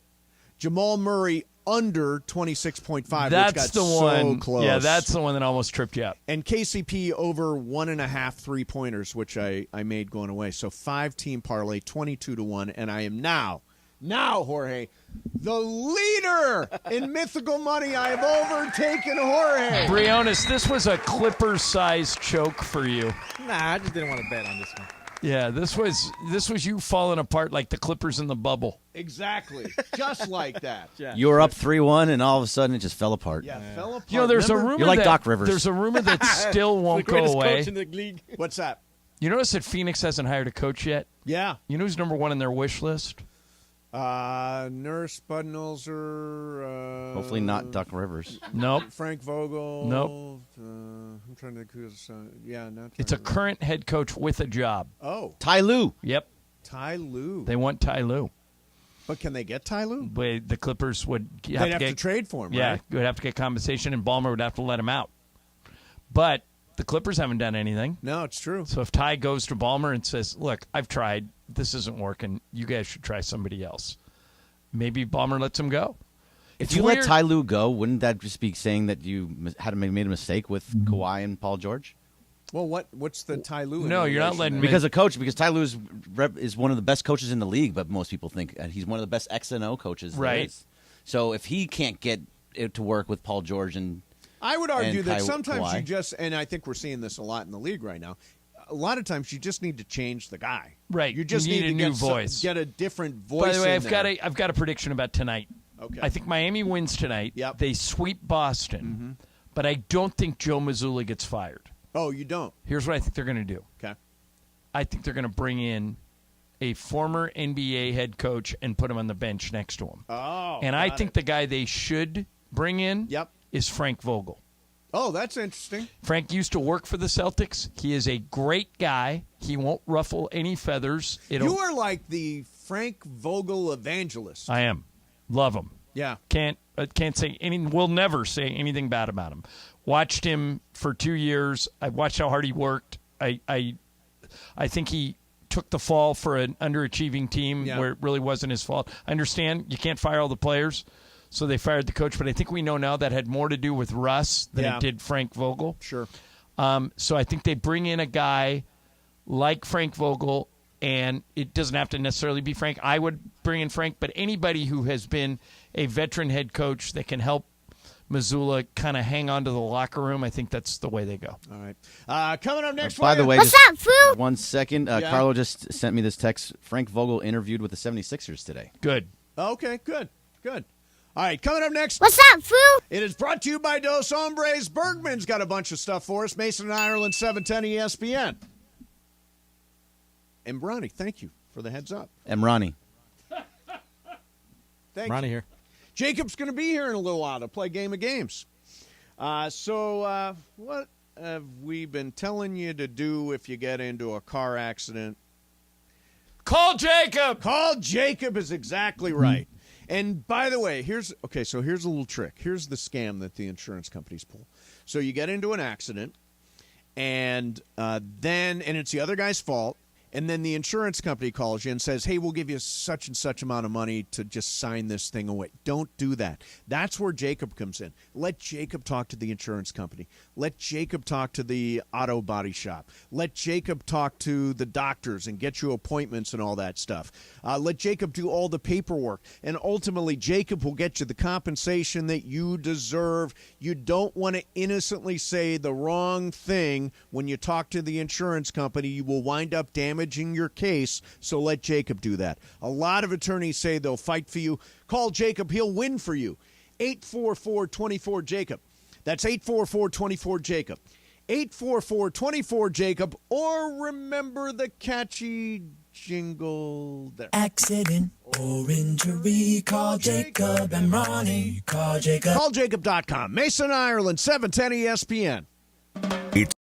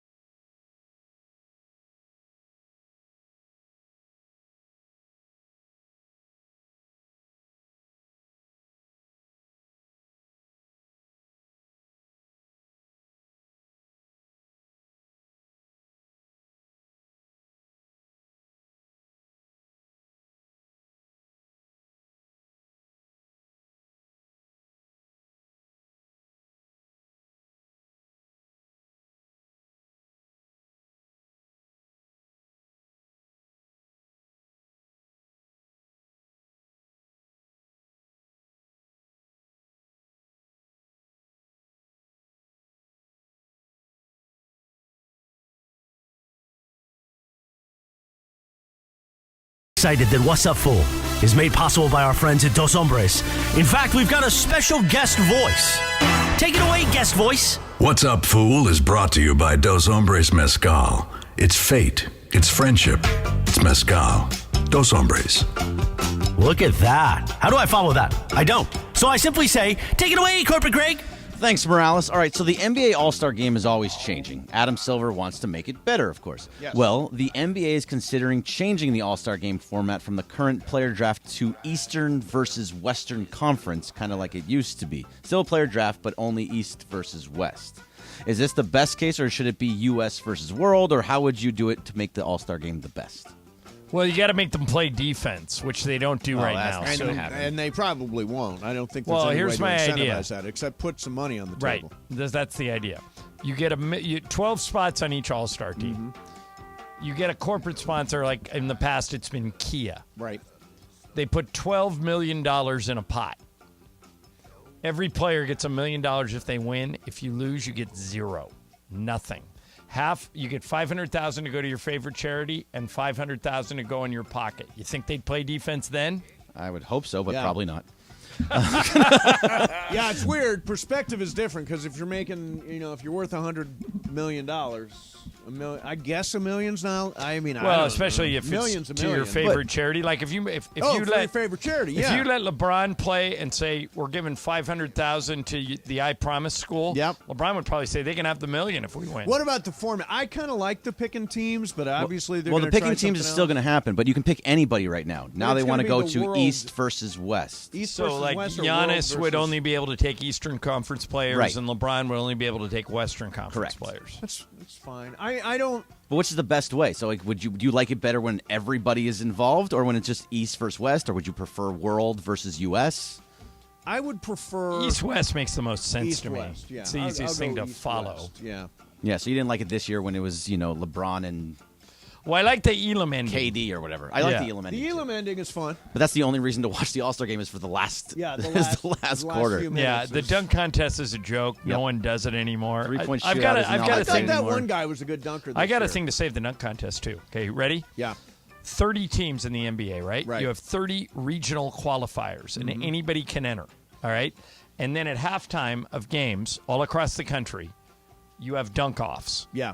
Until you determine the 5 best dunkers in the country, and then you have 5 dunkers from the NBA. Right. And then these guys get an opportunity to dunk against the NBA players. guys do not want to dunk against the street ball guys. Why not? Because they can potentially be embarrassed. Well, but give them money. That's the problem with the slam dunk contest is nobody wants to lose it and look silly. But nobody wants to be in it. Mac McClung, he was Mac great. McClung was great. He was great, but is that who you're watching the dunk contest for? Is Mac McClung? We did last year. Yeah, we did. Did you watch it? Oh, I did. I did watch it. I thought Mac McClung was good. I was at Terranea. I watched it at Bashi. Fancy. In the Asian fusion restaurant. Look at you. Oh, can you put me up? What's up, fool? Thank you.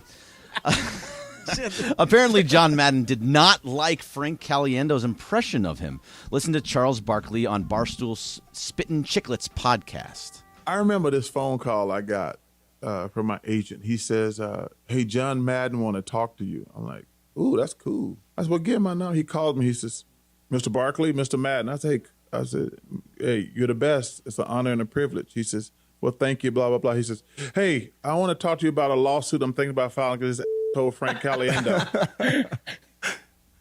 I'm like, what? He says, this told, have you seen impersonation of? I says, yes, I have. He's like, I hate it, and I'm thinking about filing a lawsuit. And I was like, Mr. Madden, I don't even know how to say this to you. Like, you don't consider that flattering? He's like, no, I don't consider it. I'm like, and now I got I don't want to insult John Madden. I'm like, well, I tell you what, let me talk to my agent and my representation and I'll get back to you. And I never called him back because So isn't it a little bit weird that he didn't like it, even though it was such a popular impression? This is very surprising to me. So I can't remember if I've told you guys this story or not. I probably have. I've told you guys every story. But my junior year at UCLA, my friend Jason Ricketts was an actor. Okay. And he was an extra in a Miller Lite commercial. Okay. And he said to me, he goes, hey, I'm shooting this Miller Lite commercial at a golf course, and John Madden's in it. You want to come down and hang out? And I went, yeah, sure. So I drive down there, and I'm hanging out. And Madden comes up to me and Jason, and we talked to him for half an hour because those commercials take forever to shoot. Yeah. We talked for half an hour. He could not have been nicer. We asked him a bunch of questions, but by the end of it, he goes, tell me what he goes, I got kids that are a little younger than you. What's it like being in college now? What do you like? What don't you like? You know, he was very inquisitive, made us feel like $1 million. Yeah. Couldn't have been greater. So it surprises me that offended him. Not everybody is into impression. Like, for example, Dan Aykroyd of Saturday Night Live fame did an impression of Tom Snyder, who I used to work with. And a lot of people would, when they first got to the set, when Snyder was doing the TV show, they would say, oh, look, I can do Dan Aykroyd doing you. Let me tell you something. Yeah. Tom Snyder hated it. Wow. And they immediately lost the interview. Like, the interview sucked once they did that. David Letterman, remember when Norm Macdonald did an impression of David Letterman? Hey, Paul, you got the HBO? Yeah. Letterman hated it. No and kidding. Norm Macdonald never went on the Letterman show again. So not everybody takes it as complimentary that they're doing an impression Interesting. of you. Yeah, Letterman was really pissed off about that impression. Huh. Isn't it the highest form of flattery to be? I've always thought so. I always thought Me so. too. Yeah. I would love for someone Just to do spell that. my name right. You know, that's the You know only thing what? I care We need about. a Mason impersonator. That way, when I go on vacation, no one will know the difference. Well, we could just use ChatGPT. Hey, Mace. Hey, Mace, I think I got something here. Wait, that's a John impression. Yes. Yeah, that's me doing. No, that's Sliwa doing me. Right. Yeah. What's up, Foo? What's up, Foo? Okay, so as you know, I'm working on the Mandy stuff, and I was texting you guys pictures. How's it coming along? It's coming along pretty good. Isn't Especially it? with Bryan Cranston on it. I saw a picture, Oh, yeah. man. So I'm working on it, and like John says, I don't like working in silence. Being at home and with a silent home drives me nuts. So I had The Matrix in the background, and there's a scene where Trinity has to learn how to fly a helicopter. Yep. And just decides, hey, on thought, like, hey, learn how to fly, and she does it. Yeah. If you can learn a skill by just thinking of something, what skill would that be? Oh, that's a great question. I can only pick one skill. One thing, yeah. Okay, I got it. What is it? Fluent in Mandarin. I believe I could make so much money if I was fluent in Mandarin. I'd be like doing trade deals and stuff. Mandarin's, I mean, obviously, what? No. Obviously, Spanish is a great thing to learn, and I've tried many, many times. I would love to be fluent in another language, so that would be my choice. Mandarin would be my first choice. I want to be one of the best 3 people in the world at Jeopardy. Oh, you and Ken Jennings and James and Mayim Holzhauser, Bialik, and all those guys. I just think it'd be fascinating to have that much knowledge. And I tried out for it once. I made it past the first cut, and then I didn't make it past. Is it a written test? Yeah. And, so I passed the first one, and they said they came to UCLA. It was a college Jeopardy thing. Okay. And they said, all right, anybody who wants to apply, go to Royce Hall at this certain time. So I go to Royce Hall, and they had 2,500 people apply, and they cut it down to 100. And I was one of the 100. Wow. And I went out. Jorge, I'm going to give you the question. I've probably done this before, but I'll give you the question that knocked me out. Ready? Yeah. What do you call a group of lions? Oh, come on. You didn't get that? No, I didn't get it. Do you know it, Jorge? No, I did Greg, not. do you know it? Pride. Yeah. Right. I said it. You didn't phrase it as a question, but Yeah, what is so a pride? So you're out. You're out. I wrote a den. A lion's den, Yeah. which does make sense. Yeah. Well, you're at UCLA, the den. Yeah. Yeah. So I missed it and I was out. Yeah. Greg, anything? Oh, what I would want to learn Spanish. I would be in Spanish. I don't What about understand the Mandarin? whole Mandarin thing. Oh, It's Mandarin. a very You can do strange trade thing deals to and be. stuff. I want to know Mandarin. I don't know why do you Like think if you're I going to had make so a much kid, money? if I had a kid, You I'd know, send in him to school, school to learn Mandarin. in school now, they offer Mandarin. Yeah, Mandarin Because is. there's more Chinese, there's more people in the world that speak Mandarin than any other language. Really? Yeah. I did not know that. Well, just think about all the people who live in China. Well, I mean, I get that. I just didn't know that it was such a large contingent of what you. Huge, and you can make trade deals. That's what I would Trade do. deal. I'd be a trade deal. Well, Not you a could trade be deal, it's Greg. like You could be toilet a paper. translator, and you'd be set for life. Exactly. Oh yeah, no, that's true.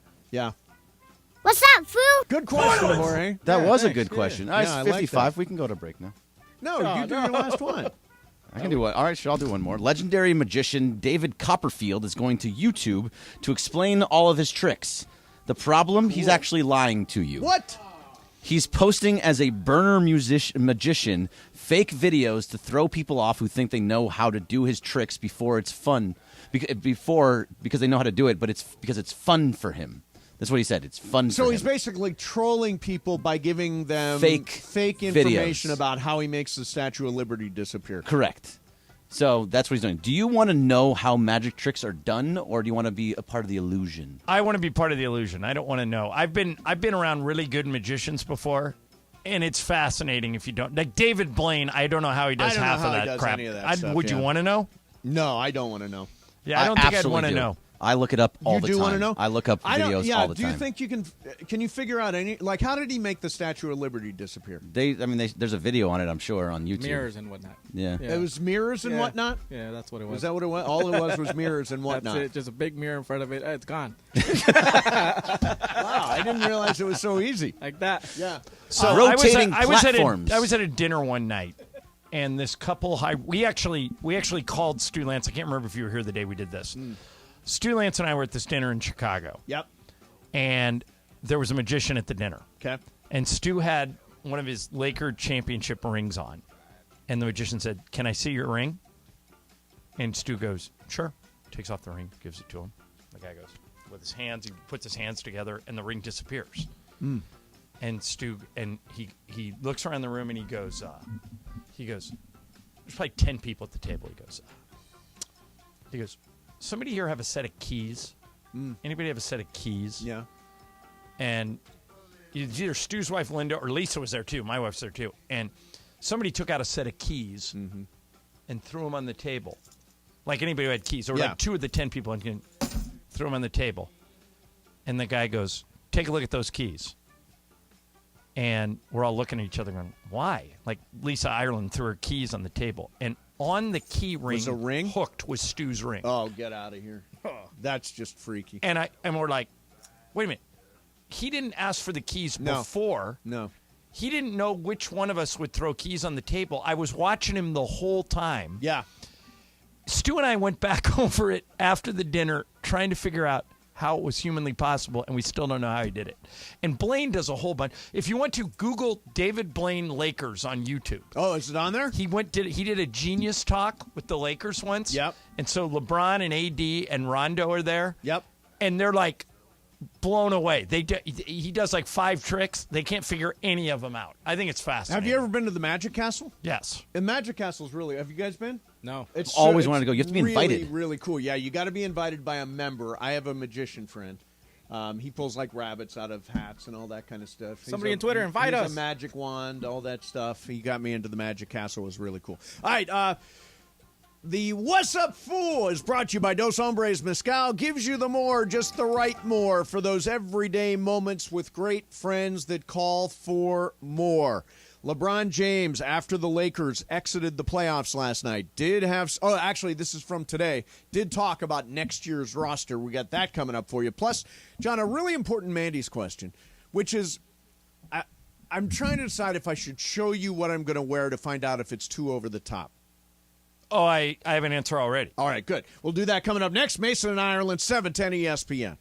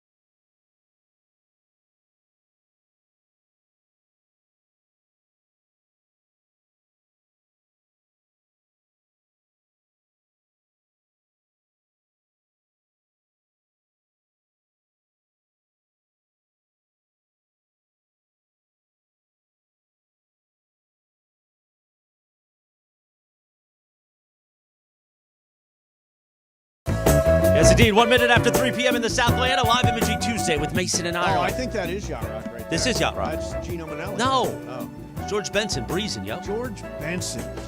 I used to go see George Benson in concert. Did you? Fairly regularly. Where? At the Irvine Meadows Amphitheater. Do you remember that Of place, course, Chris? way back when. Right next to Lion Country Safari. I don't think either one of those things are still around. I don't think the Safari's there now. George Benson sang at my church. Really? Yeah. He That's sang good knowledge. The Greatest Love of All, which he was the first guy to record The Greatest Love of All. Before you know Whitney? what movie it was from? It was do not. from the Muhammad Ali biopic that starred Muhammad Ali. Oh, wow. Yeah. Why'd you do a quick fade on George Benson? Yeah, we were listening to That was some a- George it was a quick Benson. fade. Matter of fact, George Benson fact. Oh. Okay. I don't know if I've never, but This segment brought to you by George Benson. somebody who would know told me doesn't read music. Really? Plays, really? plays off of memory. Wow. Yeah. That's how Travis and Slee do their radio show.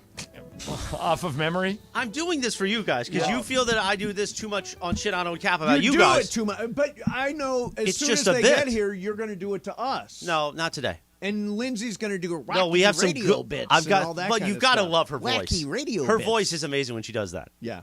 Her wacky, her like Bart Simpson voice. Thanks, Chris Morales. No, That she's was Professor actually Frink. very good. Thanks, Christopher. Oh, thanks, Christopher. But we've got some good Cappy bits lined up for today. Oh, Is he Cappy back? Yeah. Okay, good. Did he win?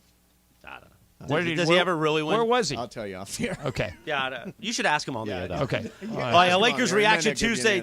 Thanks to Michelob Ultra. Mason and Ireland continues now. All right, live imaging Tuesday, the day after the Lakers lose. They get swept. Lose last night at Crypto.com Arena. LeBron a little bit earlier today. I think this is earlier today, right, Bergman? And the purple is earlier today. Yes. Oh, wait, no, that might have been from last night. That might have been from last night. Last night, LeBron asked about next year's roster. If I'm not mistaken, I'm not quite sure what the roster will look like next year. I think myself, AD, Max Christie. I think Vandal has a team option or player option, something like that.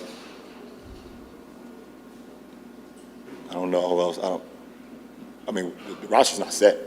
You know, obviously that's Rob in the front office. They're going to figure out the best way to put this team together going forward in the fall. But it's not like we have a team full of multi-year guys that's stuck in the contract right now. So I don't. So that's LeBron from last night. Here's Rob Pelinka talking about the roster a little bit earlier today during Lakers exit interviews. Austin in particular had an incredible year. I think he defines really what's. Do we lose that? What'd you guys do? That just quit on me. Austin in particular had an incredible year. I think he defines really what's at the heart of playing for the Lakers. He's a selfless, team-first guy. He lives in the gym. He loves the big moment. He's been able to meet the big moment. I think he's a guy that, regardless of what his deal is, I don't think it's going to change him as a person. And we'll hang our hat on guys like that compete, love the game, love their teammates. I think we're proud to have him as part of this franchise. And again, without talking about specific players, we'll do our best to keep this group intact and growing and getting better each year. So he said, without talking about specific players, right after he talked about a specific player. Yeah, correct. Not talking That about sounds to me like Austin Reeves is going to be on the team next year no matter what, doesn't it? I completely agree. And it matches all the reporting that is out. And it could be time. I mean, Austin Reeves could get a 4-year, $80 million offer. I read that somewhere today. And that would make it hard on the Lakers because it would create two $27 million contract years, the second 2 years of the deal. So it's it is a poison pill.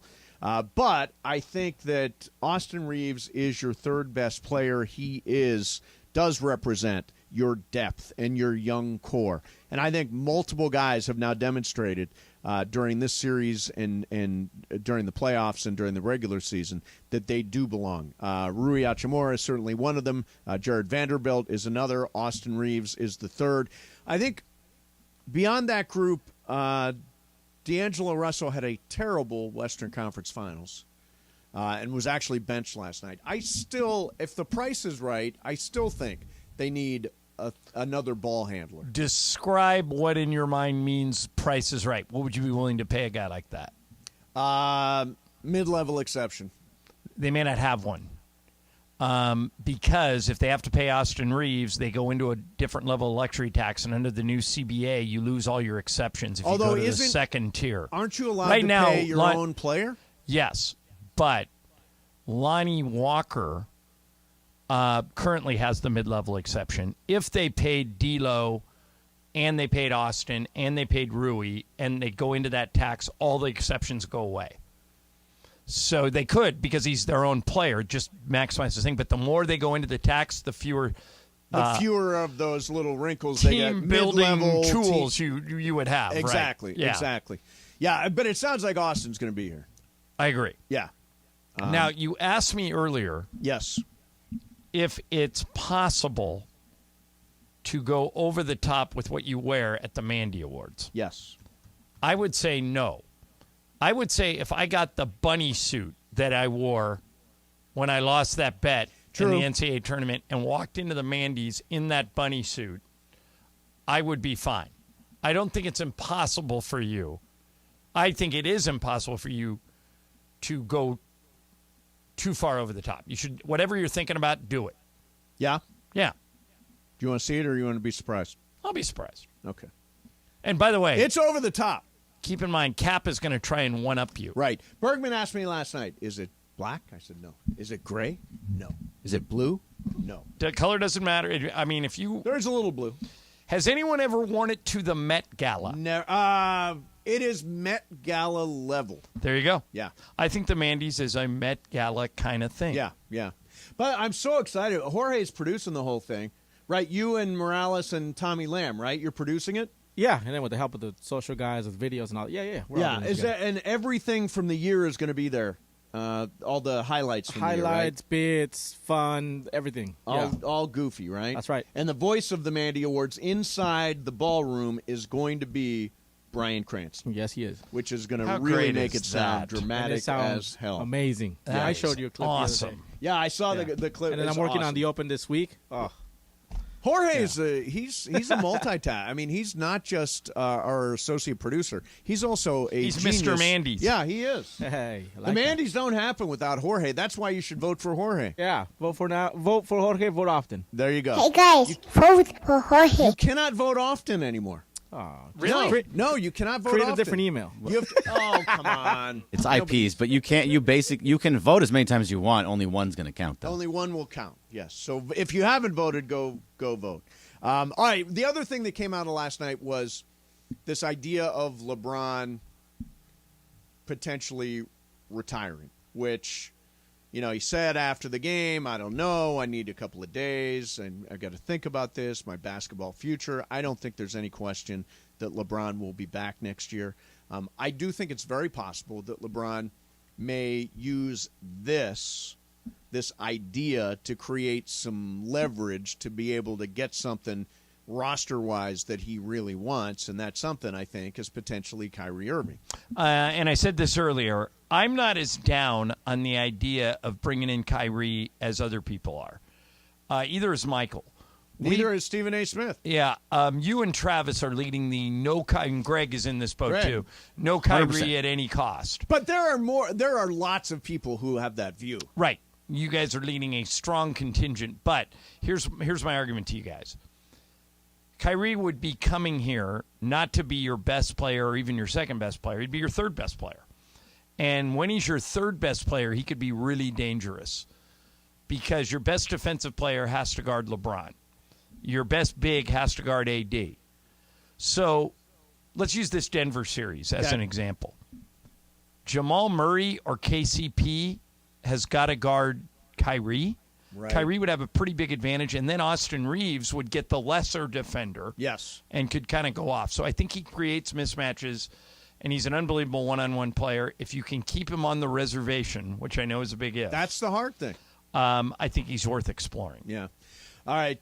Coming up next for you, Dodgers totally effed something up. Just totally effed it up. And they're trying to fix it now. We'll talk about it coming up next. Mason in Ireland, 7:10 a.m.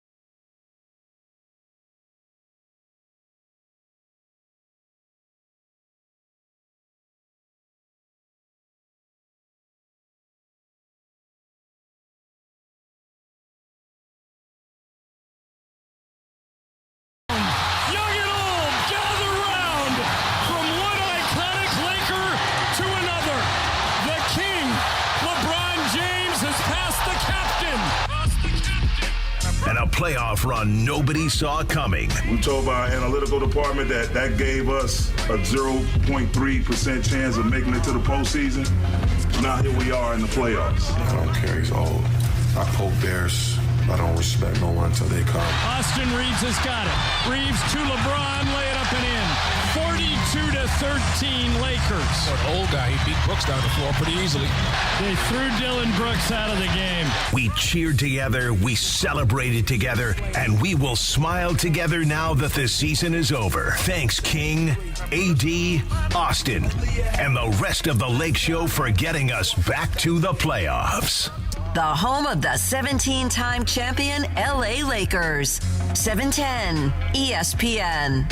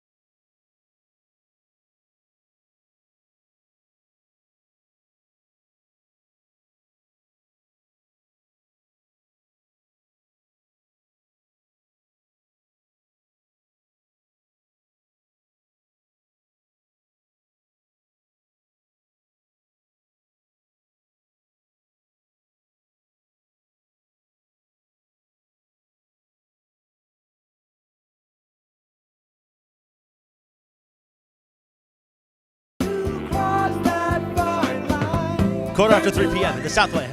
Live Imaging Tuesday. I'm Mason Iron. I take we just saw a commercial in here for the Metamucil gummies. Yes. You do the gummies. I do the gummies, yeah. But I like the my powder. Life is gummies. I do a different kind of gummy. Yeah. But the psyllium fiber in the powder that's what cleans you out. Bam! Bam! That's a different powder. No, but so you do the gummies. I might have to try the gummies. I do the gummies. They're good. Actually, you know what they are? They're dessert for me a lot of nights because I've been skipping a lot of desserts. I don't believe you've been skipping desserts. My ass. By the way, Loggins lived in East L.A.? Kenny Loggins lived in East By the way, LA. we haven't done this yet today. So, John, Mace comes into the suite last night. We've got partners there. Mace is all excited. Right. Oh, yeah. Hey, mixing it up. He ghosted in the second quarter. Where he did you mention it already? Hey, Mace, I think I got something I here. texted these guys and said I ghosted. We're standing next to each other during the national anthem. Yep. Yeah. We talk for a moment. Then I go and talk to some other partners. And around, I guess it was the second quarter. It was earlier, though. It was in the first quarter. The corporate grade comes up to me. He goes, have you seen Mace? I go, no. Does he have a seat next to Saliba? He goes, no. I never got the seat. There's no way that he left during the first quarter. And you did. No, you left our suite during the first quarter. Right. But he missed the greatest half LeBron has ever had in his career. Yeah. That's way to go. I mean, listen, you're just an LA Sports Talk radio host. The humiliation of being swept. It was actually a good game. It was a good game. It was an amazing game. Yeah, it was great. I like going in there, mixing it up, rubbing shoulders, all those people. Hey. There's food. I never eat food. Do you also know the other thing about Mace? He puts his credential, because, he gets a nightly credential. Yes. He ties it around his jacket thing, right? So it's right here. So what's So wrong it's with that? That's where you put I it. put mine on So my he's belt the type clip. of guy that when you go to a party, he throws on a name tag? Yeah, no, it's right there on your chest. Hello, my name is. Yeah. Yeah. No, it's easier with the security people. They see at the front. By the way, it's kind of a down. I didn't see a lot of people in the press room. It filled up later on. Did it fill up? Yeah. But you need people to know your name, because people are kind of like, I don't. who's that? I Whereas su- if I super Sedano, don't. like Saturday night, Yeah. it was heaven for me, because Sedano, Ireland, and I were in the tunnel talking Oh, that that's was special. big. Yeah, That's that was special. nice. Yeah. Yeah. That was It's a special to moment. me. Well, that's in the league. They're adopting you. Oh, really? Yeah. Oh, beautiful. Yeah. Mason in Ireland continues your Tuesday right now. All right. So weird story. Yeah, this is unusual. Yeah. But I'm glad we're doing it. The Dodgers on the cusp always of social change. Always, from Jackie Robinson on.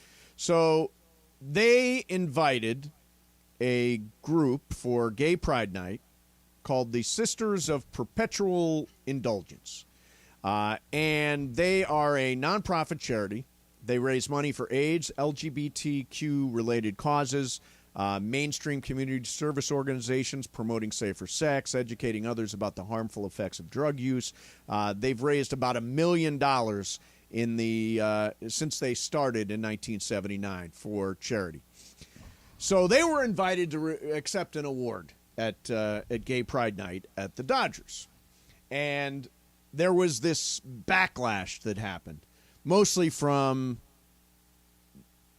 is it fair to say the far right? The far right. Well, it was just, it got political. It got very political. But to me, it seems that if you're going to have a Pride Night, and most teams do now, the Lakers have one, the Dodgers have one, the idea is inclusion. Yes. To disinvite anybody from one of those groups seems to be counterproductive to what you were attempting to do. The thing that jumped, and by the way, our buddy LZ Granderson wrote a column about this in the LA Times this morning that kind of hits the nail on the head. If you want to do a deep dive on this, read LZ's column.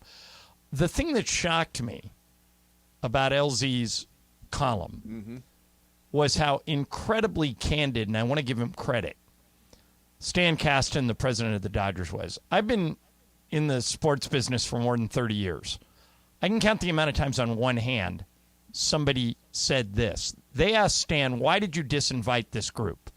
Why did you invite them first and then say you're not welcome? And Mace, you gave the answer. It was political. It was political, yeah. Here's what Stan said to LZ. We made a mistake.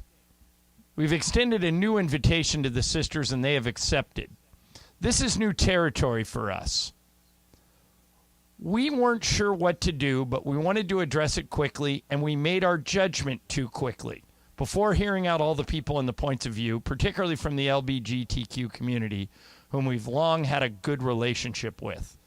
In other words, he did something that I wish more people would do, not just in sports, but in life. Say, I was wrong. He concluded this by saying, it's a misstep today, but I'm happy we have the opportunity to correct it.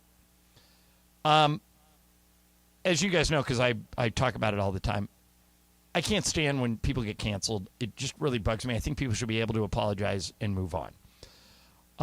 But I also realize that there are some transgressions that you can't overcome, and you're gonna get fired or you're gonna get replaced. Yeah.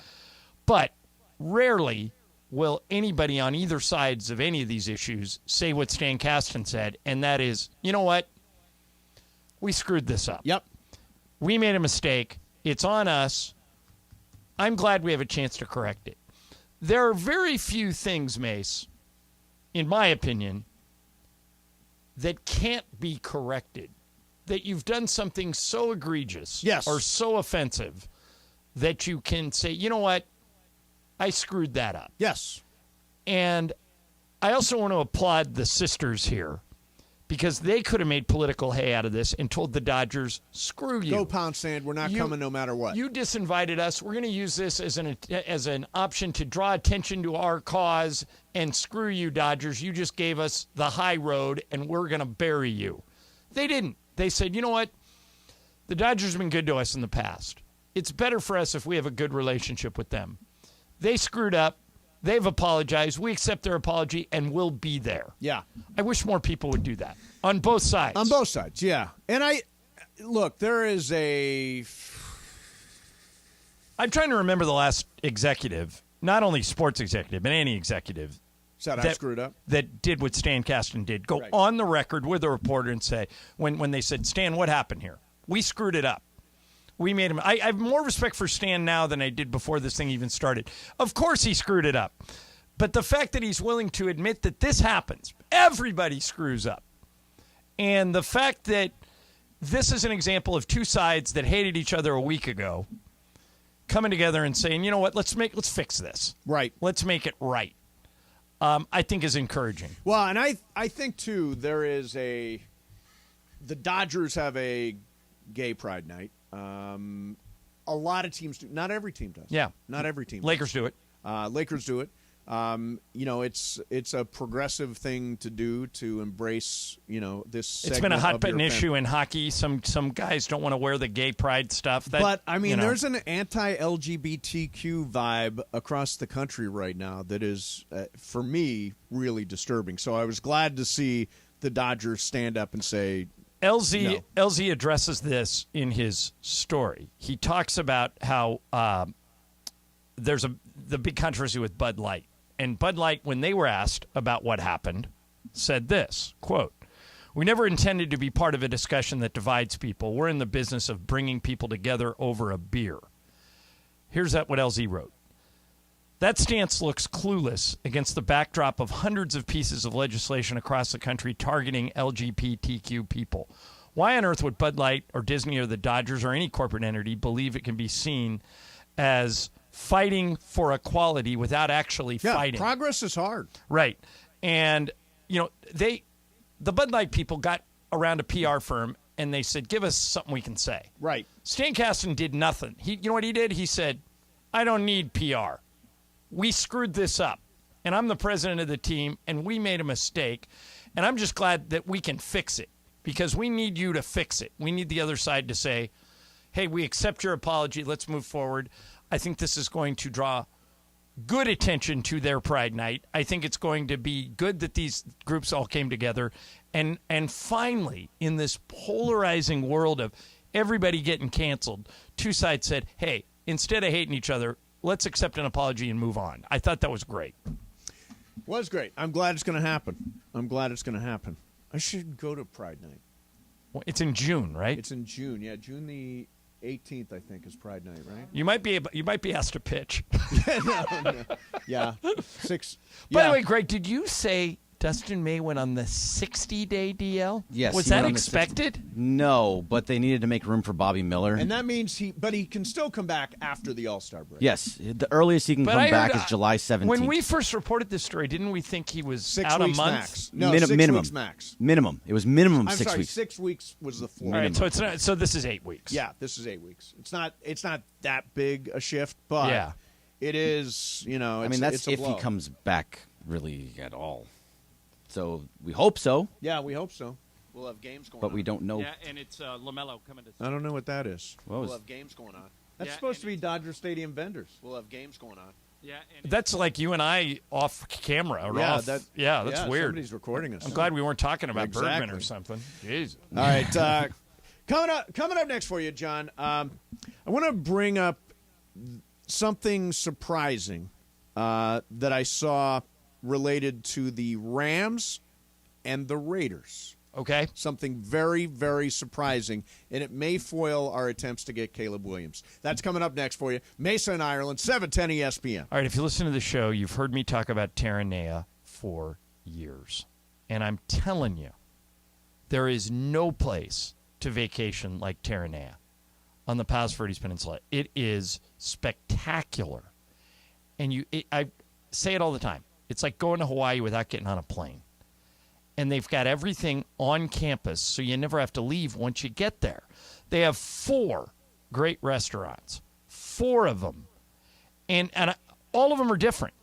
They, if you want fancy food, you can go to Marcel. If you want Asian fusion sushi type stuff, you can go to Bashi. You can go to Catalina Kitchen if you're just casual. And if you want to go down to the water and have a beer right over the ocean, you can go to Nelson's. I go to all 4 every time I go. They've got an oceanfront spa, an award-winning golf course, 4 swimming pools, kayaking, stand-up paddleboarding, side pools, guided hikes, meet and greets with the resort falconer. Makes you were a falconer once. Art classes, and more. Endless amounts of tranquility take place at Terranea. And here's the best part. I probably spend, 100 nights a year in hotels. I know hotel managers, GMs, men and women that are in the hotel business I've known for 20 years. Ralph Grippo, the guy who runs Terranea, is my favorite hotel guy in the world. He is ridiculously good at his job. And he wants your experience to be the best it's ever been the minute you set foot at Terranea. Trust me on this. You need to buy something for your mom, for your wife, for a friend. It's the ultimate gift experience. Give them a day at Terranea. Give them a weekend at Terranea. Terranea, Terranea, Terranea. Go to Terranea.com. Tell them John Ireland sent you. Terranea!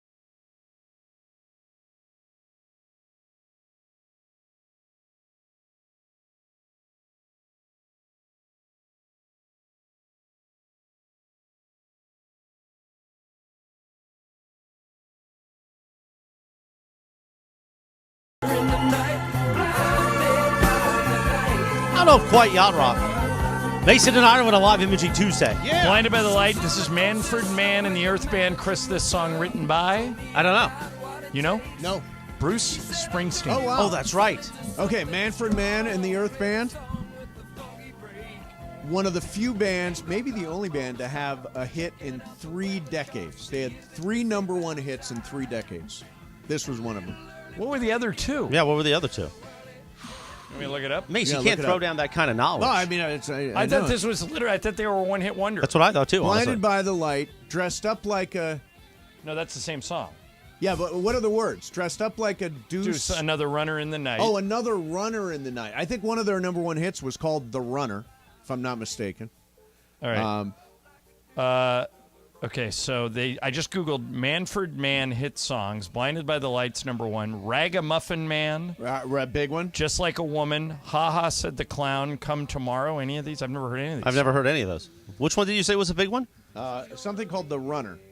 No. Yeah. I think you may have them confused with somebody else. I think this was a one-hit wonder. No. Yeah, Man for Man's Earth Band. See, these are great conversations at the Live Imaging Tuesday where It we is. play This Yacht is Rock. the kind of drinks. thing we do, yeah. Is this Yacht Rock? No. Right, how about this? I didn't think so. Okay. February 14th, 1968, Manfred Mann had a #1 UK hit with the Bob Dylan song The Mighty Quinn. Oh, yeah. Okay. That is, I just Googled, did Manfred Mann have any #1 hits? So, but that was #1. That was number there. one. What do you think Corporate Greg's assistant producer Ty was writing down on the rundown now? Tyler, what are you writing? The guys talk about music. ... Back to sports. By the way, delete don't know anything about the subject, apparently. I know nothing about Manfred Mann and the Earth Band. I thought I was really smart. You didn't have anything. I threw something out there. It wasn't good, though. But you called me on it. Like, a lot of stuff I think John did, A lot actually. of stuff I throw out there isn't necessarily real, but you guys don't call me on it, so people believe it's real. Coming up in about 10 minutes. It's not a lie if you If I believe it's true. Yeah. About 10 minutes. Game of Games time. Yes. Presented by calljacob.com. And then around 10 minutes after that, Super Crosstalk with Shidano. I think Shidano's out looking for a Celsius right now. And Cappy. He needs a little energy. Cappy's here? Cappy keeps walking by right there. Is Sonano here? Yeah. All four of us are going to be in the same room? Everybody's in the house. Look at That's Cappy. like the Cappy, first he's time in a month. Cappy's nervous walking around looking for somebody Cap's to talk walking to. around hoping we notice him. Yeah. What a fortunate moment we find ourselves in. That's right. Fortunate moment. By the way, that line right there, hit it one more time. What a fortunate moment we find ourselves in. Going to be a big part of Mandy's, too. As it should. So be sure to vote right now. ESPNLA.com, thanks to our friends at Power Pro Plumbing for making the voting possible. Yes. Go do that. Manfred Mann. All their hits. Hey guys, vote for Jorge.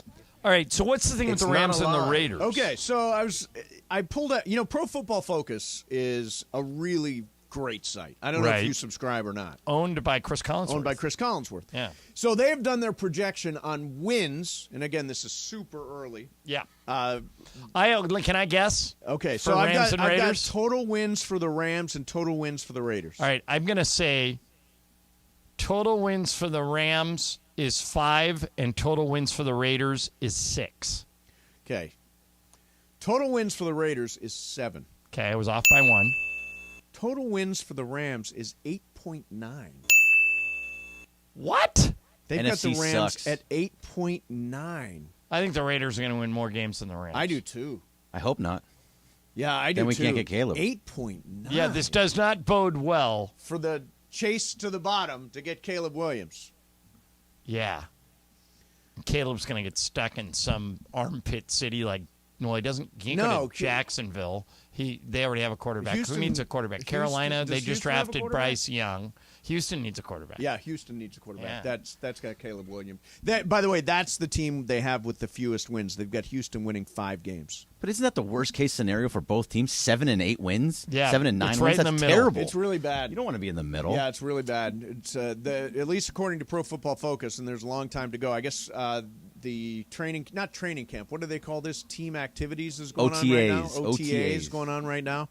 I know the Rams are together doing that, but that would screw up the Caleb Williams plan entirely. All right, last night we were all in attendance. Me for quarter and a half. All in attendance. I can't believe you left a playoff game in the first half. First quarter. We're on the verge of a sweep. The Lakers do lose, and they exit the playoffs. The one thing I'll say is Denver, who I underestimated all year long, said that is not an intimidating number 1 seed, is just better. Yep. They were just better. I was on a radio station in Denver yesterday, and they earned it. They played great. The Lakers, all 4 games were close. Yeah. But when the games were on the line, Jokic made the big plays, Jamal Murray made the big plays, and they deserve. I thought the Lakers could have won a couple of games, but I'm not sure they would have won the series no matter what tweaks Darvin Ham would have or could have made. I just think Denver was better. And Jimmy Butler aside, who's crazy, I think Denver's going to win their first NBA title. Although Jimmy Butler, like everybody says, Jokic has been the best player in the postseason. Well, it's neck and neck between those two. By the way, there's never been in the history of the NBA a sweep in the Eastern Conference and Western Conference Finals in the same year. Wow. 52 years. You think it happens tonight? Yeah. That'll be the first time it's ever happened. And then we've got to wait a week. I mean, honestly, the NBA should have planned this differently so that we could go right to game 1 of the NBA Finals on Sunday and take advantage of whatever momentum there is out of two sweeps. But what are the odds that neither the Eastern or the Western Conference Finals would be competitive? Yeah. I mean, and the Lakers series, that's the difference. Nobody's talking about firing Darvin Ham. No. Everybody's talking about firing Joe Mazzulla. It's how you lose. Correct. And Jimmy Butler has just owned them. Yeah. No, he's been amazing. Amazing. I want $50K on the Heat tonight. Ooh, yeah. Look at Jorge 50K trying to on get the back Heat. in. Yeah. Man, okay. I was gonna bet on Nice. that. Yeah. It's Heat 50 minus grand. 1.5. Oh, you can put 60. No, I don't got that much money. No, and I'm not putting any money on this. I'm you have winning to go the over mythical 50 money if you now. think the I'm the parlay king. 5-leg parlay. That's pretty sweet. Told you. 5-leg Quickest way to parlay. get back on your feet. Now you're in the lead. Bam! You used to mock me for parlays. You said you would never make a parlay. That was my only chance to get in the race with Jorge. That's was to exactly nail a what I've parlay. been telling you for years. Yep. I was right back in it. All right, is Jacob and Ronnie going to play Yes, Game of Games Jacob today? is going to play Game of Excellent. Games Jacob's going to play. It's Ireland's game. I'm ready. Is there a theme for the game? It's an NBA Finals theme game. Okay. I have to admit, when I wrote it, I was expecting the Lakers to be in the NBA Finals, Yes. but it is generic NBA Finals. So and it's multiple choice, which is what Jacob likes. Yeah, it is. It is. So Jacob will be here. And Game of Games in this month, I think I am feeling I almost want to put money on me to win the month. Go ahead. Should I put money on me to win the month? I've never won the month outright. I mean, you're doing that. We're almost into 2. We're making Right, worth we're 2. almost into doubles, right? We're almost in. Yeah. Next week will be worth 2. Right now, Mason, you have 3. So the standings: Ireland 5, Bergman 4, Mason 3, Sliwa 1, Jorge 1, Momo 1, Pepe 1. So Because Mace, you can. actually, it's sooner than that. Starting on Thursday, they double. Thursday, Friday, and then Monday, Tuesday, and Wednesday of next So week. it's my game tomorrow. Then we go to doubles. I'll put 10,000 mythical dollars on me to win Game of Games. Well, there goes 10,000. There's easy money. No, I'm telling you, this is my month. Yeah, not May sure. is my lucky month. You had lost your last 5 bets prior to this. By the way, we did a promo a little while ago for. You don't happen to have it, do you, Jorge? All right. We did a promo a little while ago. So this was not planned. This was spontaneous. And here, Jorge, do you have it? Here's Okay, how it here went. it is.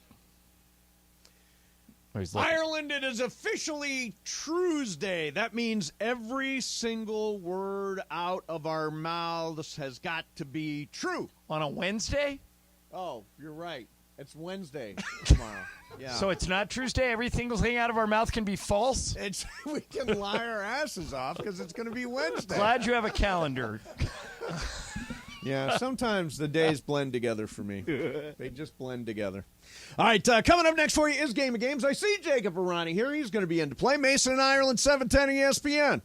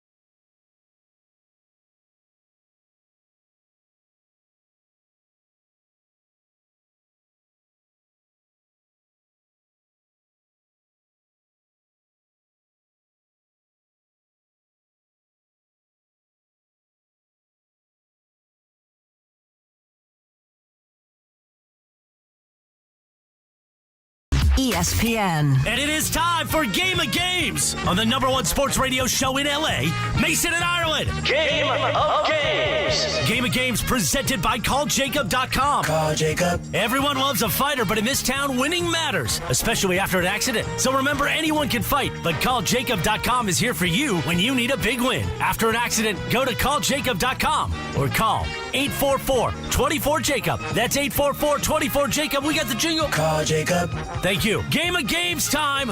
Take it away, Mace. All right, here we go. It's Game of Games time, and Jacob Emrani is here to play. We will talk about the Lakers after we play the game. Jacob, I know you're a huge Lakers fan. Sounds good. And we will get to that. In the meantime, it is John Ireland's game, and it is about the NBA Finals, which unfortunately we will not be part of. Correct. The Denver Nuggets will represent the West, and tonight, if the Miami Heat win, they'll represent the East, and the NBA Finals will start next week. So, Jacob, in honor of you, this is multiple choice, which I know you prefer. Thank you, John. I have 8 questions and a tiebreaker. Here we go. Question 1. Only one player has scored 60 or more points in an NBA Finals game. Was that player A, Elgin Baylor, B, Wilt Chamberlain, or C, Michael Jordan? Jorge, Baylor, Chamberlain, or Jordan? Chamberlain. Greg. Baylor. Mace. Baylor. Jacob. I'm going Baylor, too. Baylor is the correct answer. Elgin Baylor scored 61 points against the Celtics in Game 5 in 1962. The Lakers did not win that series. Question 2. Greg, this one's coming to you. I got it. Magic Johnson True. is the only NBA player ever to average 12 or more assists in a finals series. How many times did Magic average 12 or more assists in the finals? A2, B4, C6. 2, 4, or 6, Greg? I'm going to go right down the middle in number 4. Okay, Mace. I'm going to go 4 also. Jacob. I will go 2.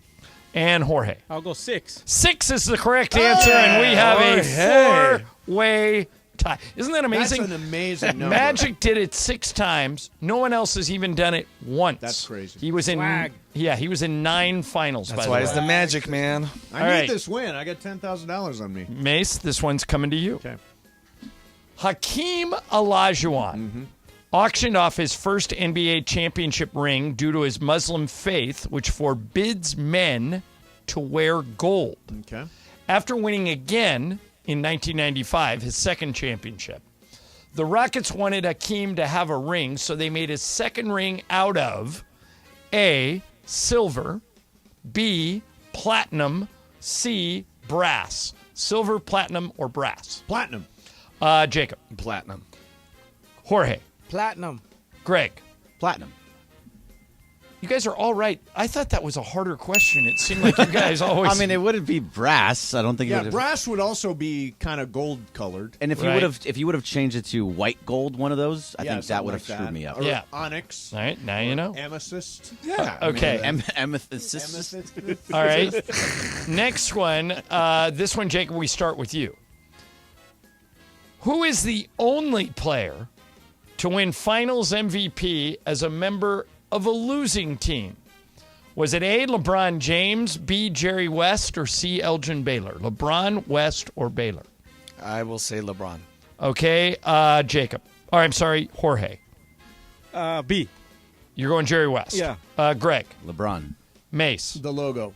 It is Jerry West. Ooh. Jorge and Mason have moved into the lead. Don't know Now, I that. did know that. Yeah. You did? Okay. Yeah, I did know that. Oh, yeah. interesting. Greg, this one coming back to you. Okay. Michael. I think it's. No, Jorge went first last time. No, Jacob did.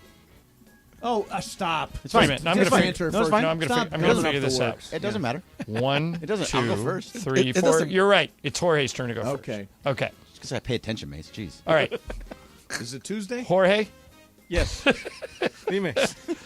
Michael Jordan played in 35 finals games. How many times did Jordan score at least 20 points in those 35 games? Is it A, 30, B, 33, or C, 35? 30, 33, or 35? In the middle, 33. Okay, Greg. 35. Mace. 35. Jacob. 35. 35 is the correct answer. He did it every time Is he Mason played. winning? Is Mason winning? You are winning. You're up by 1, but all 3 people are only 1 behind you. Month of the Mace. Let's go. Which means you have to go first. All right. Here we go. One or the No, last one? there's 3 more and a tiebreaker. All Okay, right, here we go. I'm on a roll. Mace, this was the last team to make it to 4 straight NBA Finals. Was it A, Golden State, B, Cleveland, or C, Miami? Golden State, Cleveland, or Miami? Miami. Jacob. 4 straight. 4 straight, Golden State, Cleveland, or Miami? I will go with Golden State. Jorge. Cleveland.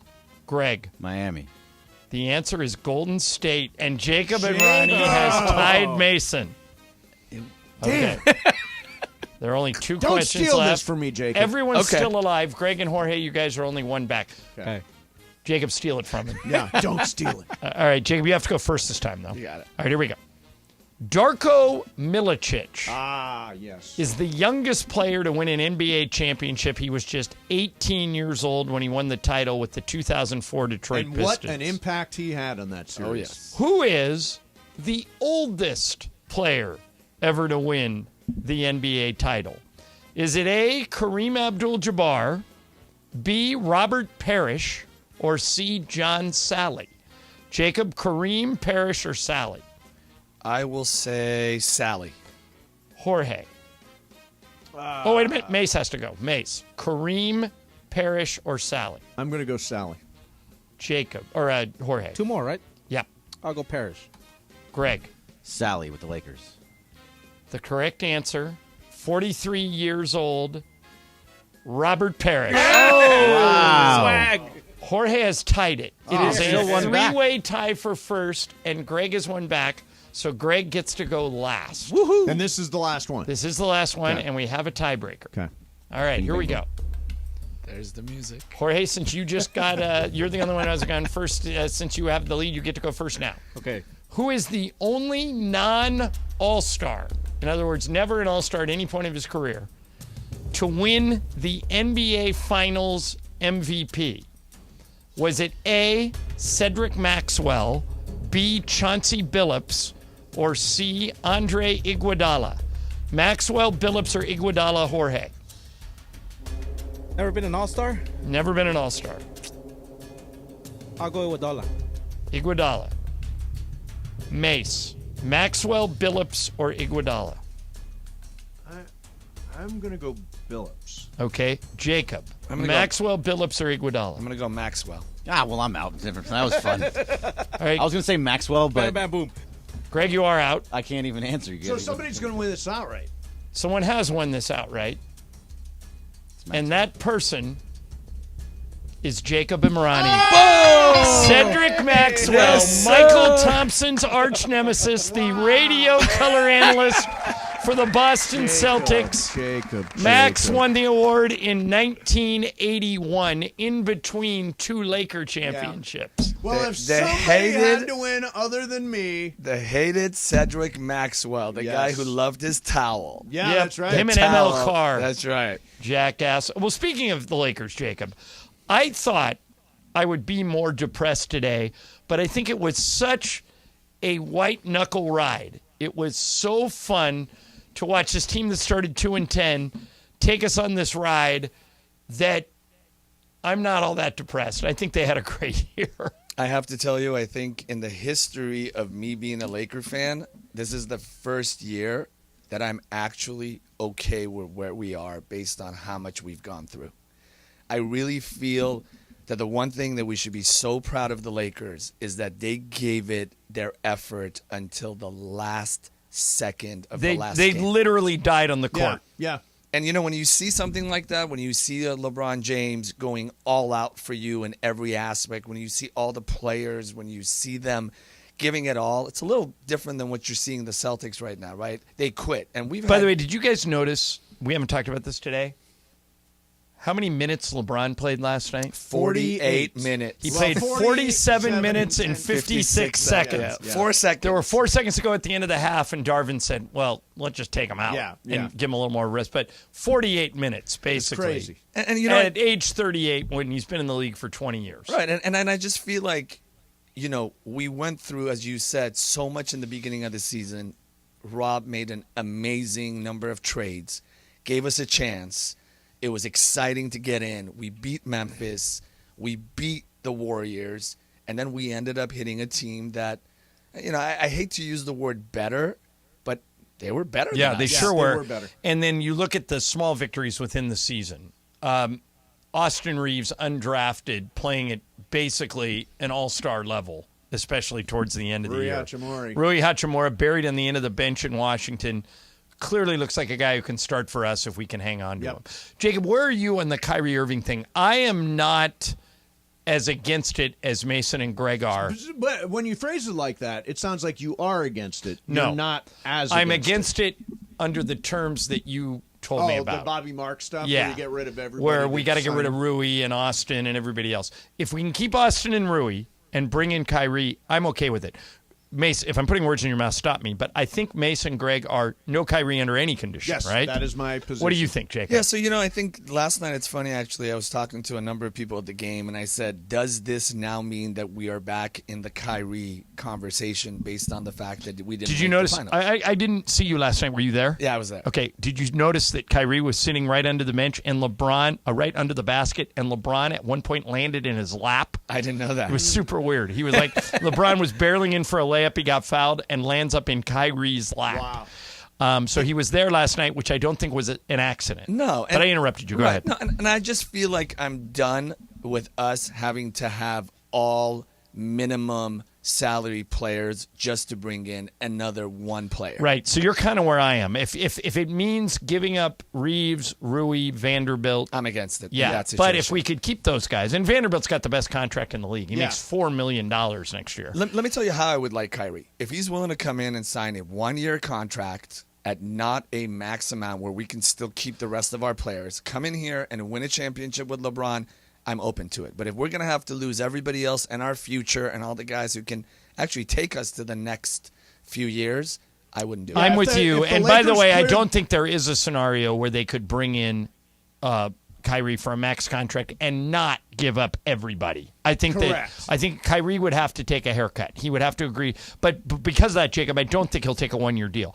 I think what he would look for is some security. So, for example, if the Lakers gave him 4 years, 120, right, 30 a year, it's a lot. And it's a long term. I don't want to be long term. Would you do 3 years, 4th year team option?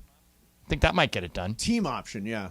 Yeah, so you're only tied to him for 3 years. Yeah, because it's a lot. I mean, I would tie him to LeBron. Right. Well, then it's 2. I would sync it with LeBron, right? But he might be able to get more than that on the open market, and that's what you're competing. Like Dallas says they want him. I think Dallas is going to offer him 3. Do we get to keep the other guys if we offer him if he'll play for 30? We will get to that. Yeah.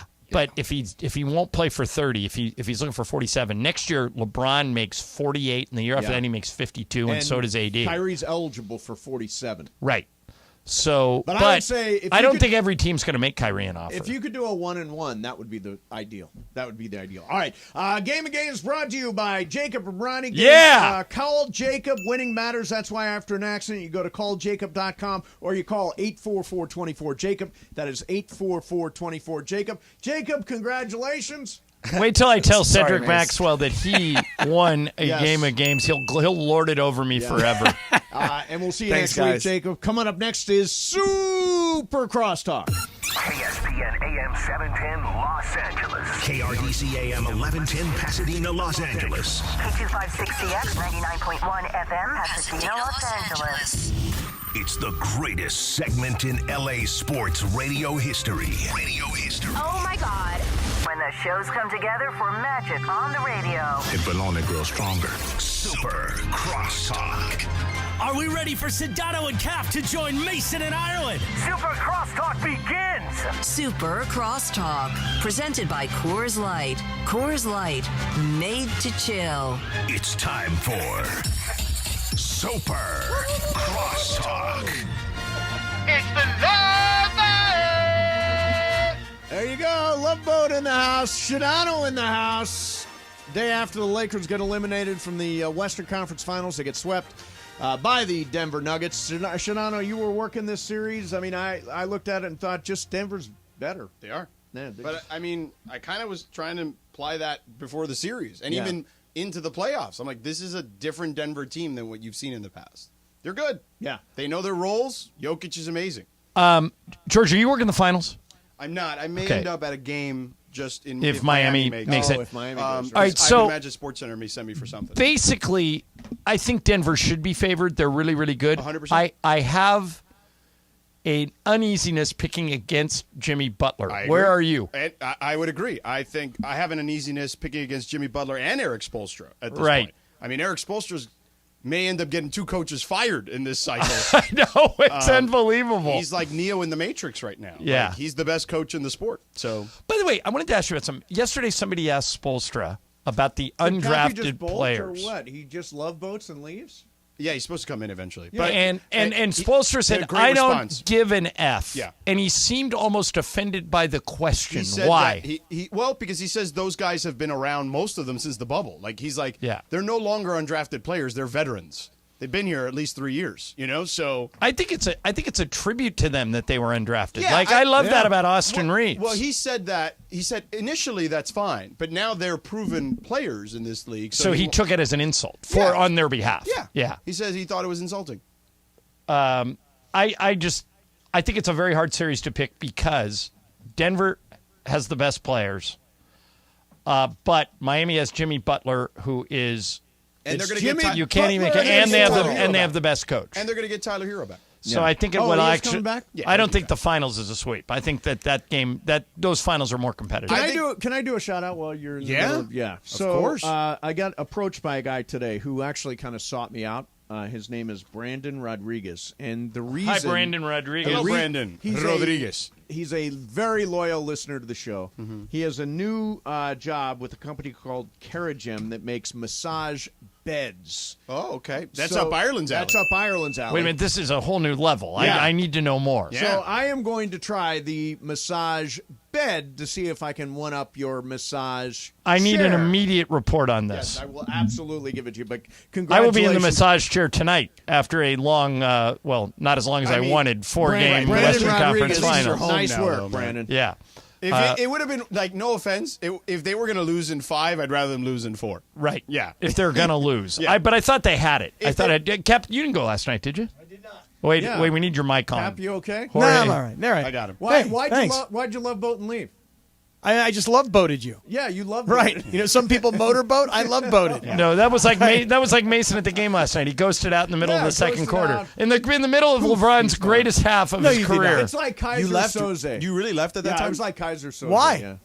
Why would you leave then? Like, why not leave at Leave at the halftime? Why not halftime. leave I thought third? it was middle? kind of. I just needed to get home. I needed to get a drink. Yeah, I mean, Really? That's your I new wanted thing? to You're get a really drink drinking in this me. much Yeah, now? I really am. Yeah. What'd you Had need? A mojito last night, a blueberry mojito. You lot couldn't of go sugar in that up. mojito. Couldn't A go lot up to of sugar. What are Hyde. you gonna do? Yeah. No, I didn't go to Hyde. I was 710 Suite. They got booze. No, I needed to go to my place, my watering hole. Yeah. I have a watering hole now. Yeah, It's I like see that. Cheers. Mace. Yeah. So this is your thing now. You like watching games in bars. I do. I love, people cheering. Unlike at the arena, you don't get people the cheering. arena, the arena you do.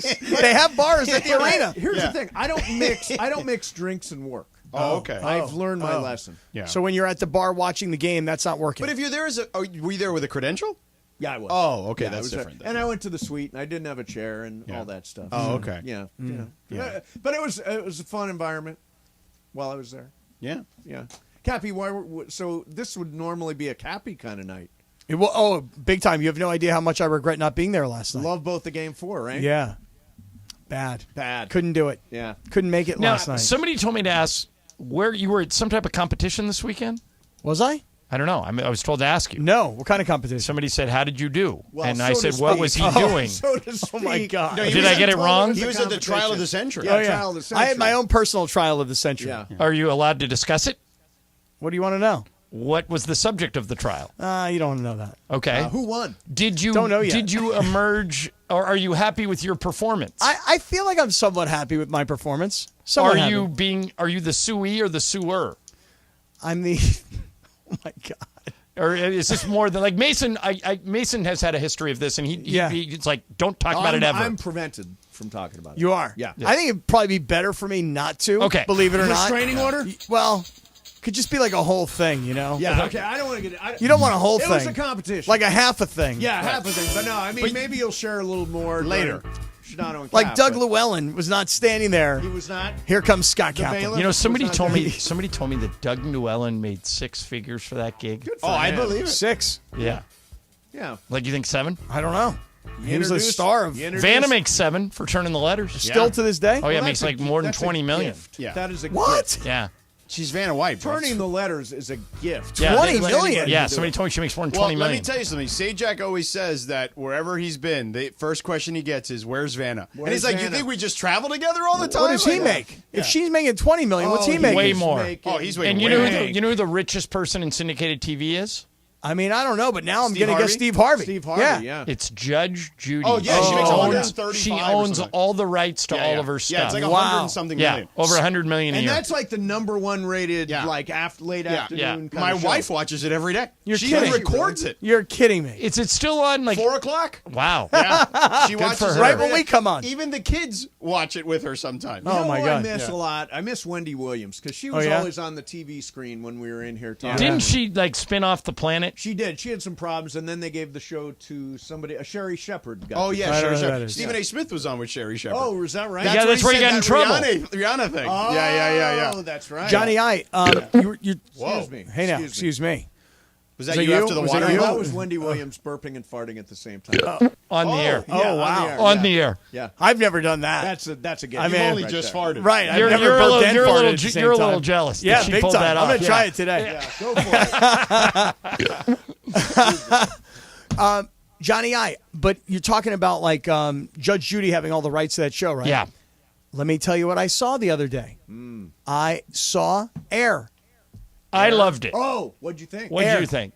Wait a second. Hold on. George is pointing to the monitors. No, he's pointing to McMenamin. I think McMenamin is pontificating. no, he's I'll let Christopher tell the story here real quick. Oh, no. Okay, Yeah. hang on. Oh, no. McMenamin's on TV. Oh boy, right. Cappy and McMenamin. Yeah. The rivalry continues. Oh, actually, this came up at the dinner. Right. Yeah.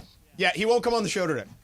Yeah. Oh, is that he it doesn't surprise me. Now, see, here's the thing. refuses? Yeah. Sedano. He said he's going to take a pass on this one today. He He's needs probably a little, very busy, though. He needs a little time to forgive Cap. I think it will happen eventually. Yes. But we have McMenamin on the Shadano and Cap show for no reason. It's the middle of January. He's on 3 times in a week. Right. The one day that it makes sense, Yeah. because of Cappy, supposedly. Yeah. We don't know for sure. It's not because of me, that's for sure. No McMenamin today. That's unbelievable. This is McMenamin Day. This is McMenamin Yeah, Day. this He is was his day. talking to LeBron as he was walking out of the arena Right. last night. Right. That's the guy you want. He was actually there, and Yeah. now, because of your petty little feud, Is it petty, though, or is it McMenamin that's being petty? All right. Explain the feud. Apparently. Now, I will say, Dave might have taken the first shot at Cappy many months ago, implying that Cappy may or may not be the most prepared when it comes to these topics on the radio. Okay. I don't think that's unfair. yeah, no, that's probably. I think right. what Cap brings to the show is levity. Yes. Is fun. I hear from a lot of people that they love the Cappy contribution to the show. Yes, I exactly. Is that right? Really? I love Yeah. the Cappy part. I love Cap, the are Shadano you part. I you love the offended Cappy by that to say that you're not as prepared as others? Well, I don't know if I would say offended. I do have. I think you bring other things to the table. You do. You have other attributes. Do you guys Bring want to fun, see my frivolity, notes? and You the guys funk. want to see my notes from the game last night? No. Yes. Yeah. Do Yes. you? Yeah. Yeah. You want to see them? Yeah. George gets to read them all the time. Yeah. Yeah. Oh, so you made notes. I have George check them. Do you have like a group text? All right. So what We was do, the yes, yeah. issue specifically So- that set Dave off? Then Cappy decided over time. It wasn't just that one hit. Well, there was a couple. Then I feel Cappy like starts to dig they in a had little some bit. issues, Yeah. and then Cappy approached him at a game, Oh no. and to make peace. I feel okay. like right. Yeah. Okay. Was All right. that yeah, accurate? of course. And what I'm a peaceful guy. And what happened? I actually. And that was. I thought they were good. For Yeah, a we little were What good. while. happened that it We didn't were good. work? They Why were good for a no, little no. while. Then this happened. Right. Then on one of those days I was in Denver, the night we had the dinner. Yeah. Right. Cappy went in hard on Dave McMenamin, and the whole segment turned into those two fighting, In what way? which wasn't good radio. So the day the D'Angelo Russell story came out, where Dave said that a They don't source want to lose him. They don't want to lose him. Right. Cappy's asking him about, well, how did you think to ask that question? Like asking about his process, and Dave took that as he's calling him a bleep stirrer. No, I wasn't calling him a bleep Like stirrer you at thought all. he was making stuff up. You know what? This is one of those situations where I know both guys. Yeah. This is going to get squashed. I think so too. Both great guys. Yeah. But Oh, also, well, thank you, here's, Johnny I. here's what you can never underestimate about a situation like this. Yeah. Shidano likes the back channel a little bit for the drama. Well, you would know, my friend. Ireland was there. Yeah. When at the dinner? I was taking up for Cappy and Very much so, Cap. yeah. I was a witness to this. Yeah.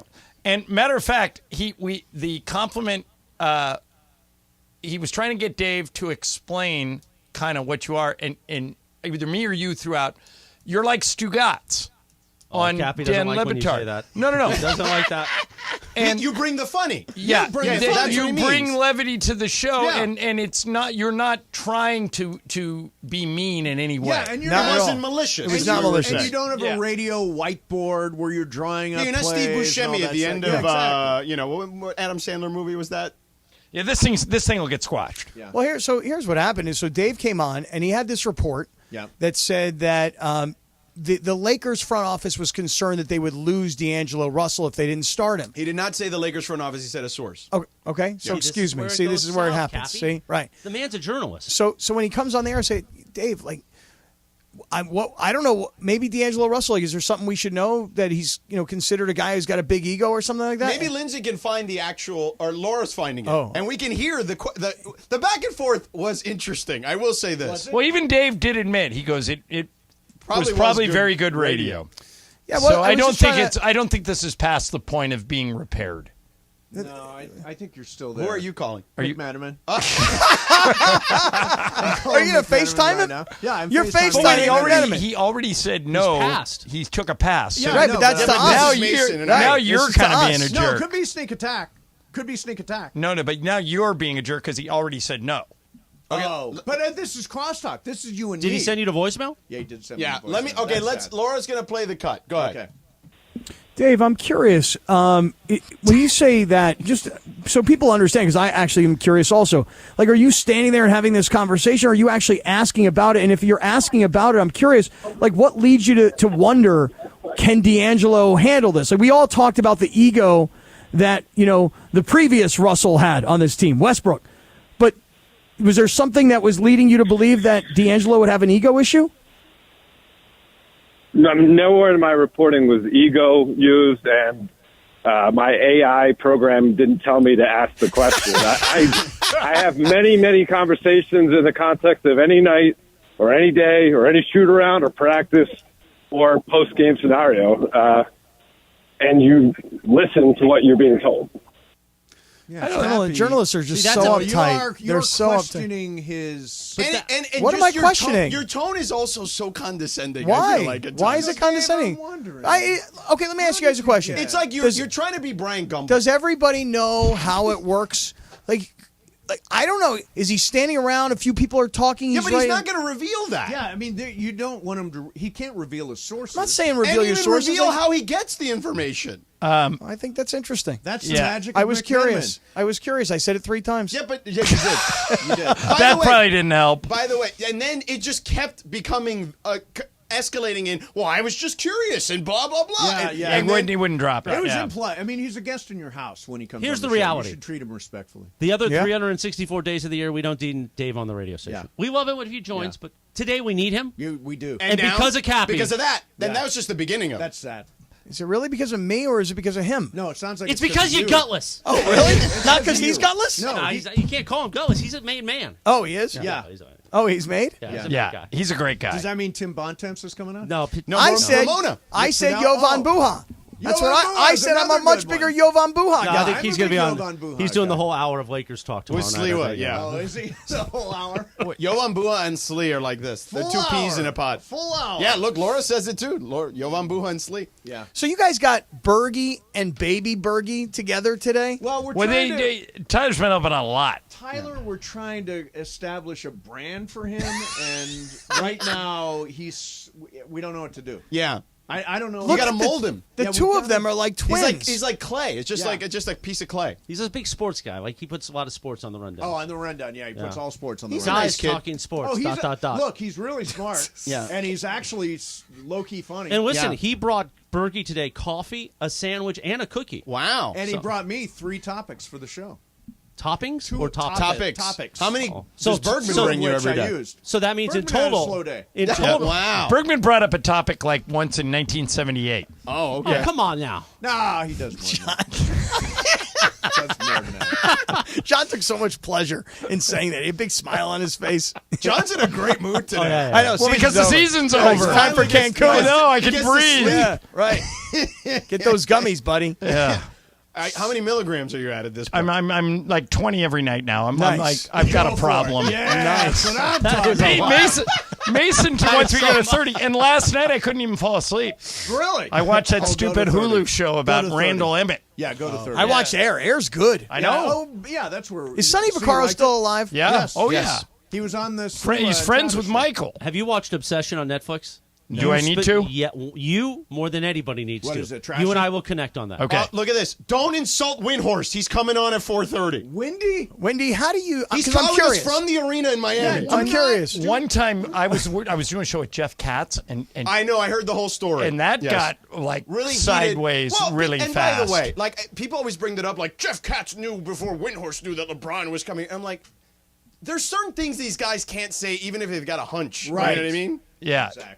And don't disrespect to Jeff Katz. We love Jeff Katz. But, Yeah, no. You know. No, he produced the Russell Crowe movie. I just didn't understand and a the Keyshawn report. commercial once. Oh, yeah. Yeah. It was just an innocent misinterpretation of what the journalist No, wanted it me to sounded like read. you were questioning his method. Not really. That's, That's exactly what he was doing. No, he took it that way. No, what's That's what you the were way I would doing. take it, And then too. didn't he? And then you said that he took it that way, but then he. And then Ireland and I had to talk him off a ledge before we had a drink of wine, a glass of wine. It's repairable, Cap.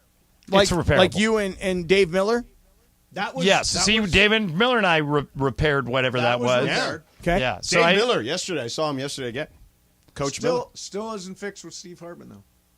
Oh, really? Nope. I'm going to get that done. I'm going to get that done See, for you. everybody's got a project to work on. Yeah, you get the McMiniman thing done for me. How is it I'm the one not feuding with anybody? Yeah, That is weird. How does that happen? And yet you Yeah. seem to be a central figure. I'm just. But I was the it's peacemaker. good radio. He was. He was standing up for you at the I dinner. literally, as soon as he walked in, I immediately went to him and started talking about it because I wanted to squash it immediately. Yeah, don't question methods. This is like when it comes to this guy's a real man. He actually has the guts to say something to somebody. Me, I would have like just You're hidden. gutless. I would have hidden in the corner of the Yeah, room. you would have turtled. Right, You'd have right. turtled. You would have turtled. You're a I'm gutless turtle. A gutless turtle is what I am. All right. Don't bark that tape. So Windy at 4:30, Ramona at 5:15. Awesome. Don't screw it up, Cappy. Plus plenty of stupidity, right? Yeah, all tons of stupidity. All that. All right, we're back tomorrow at 1. Shadano and Cappy coming at you now. Mason and Ireland.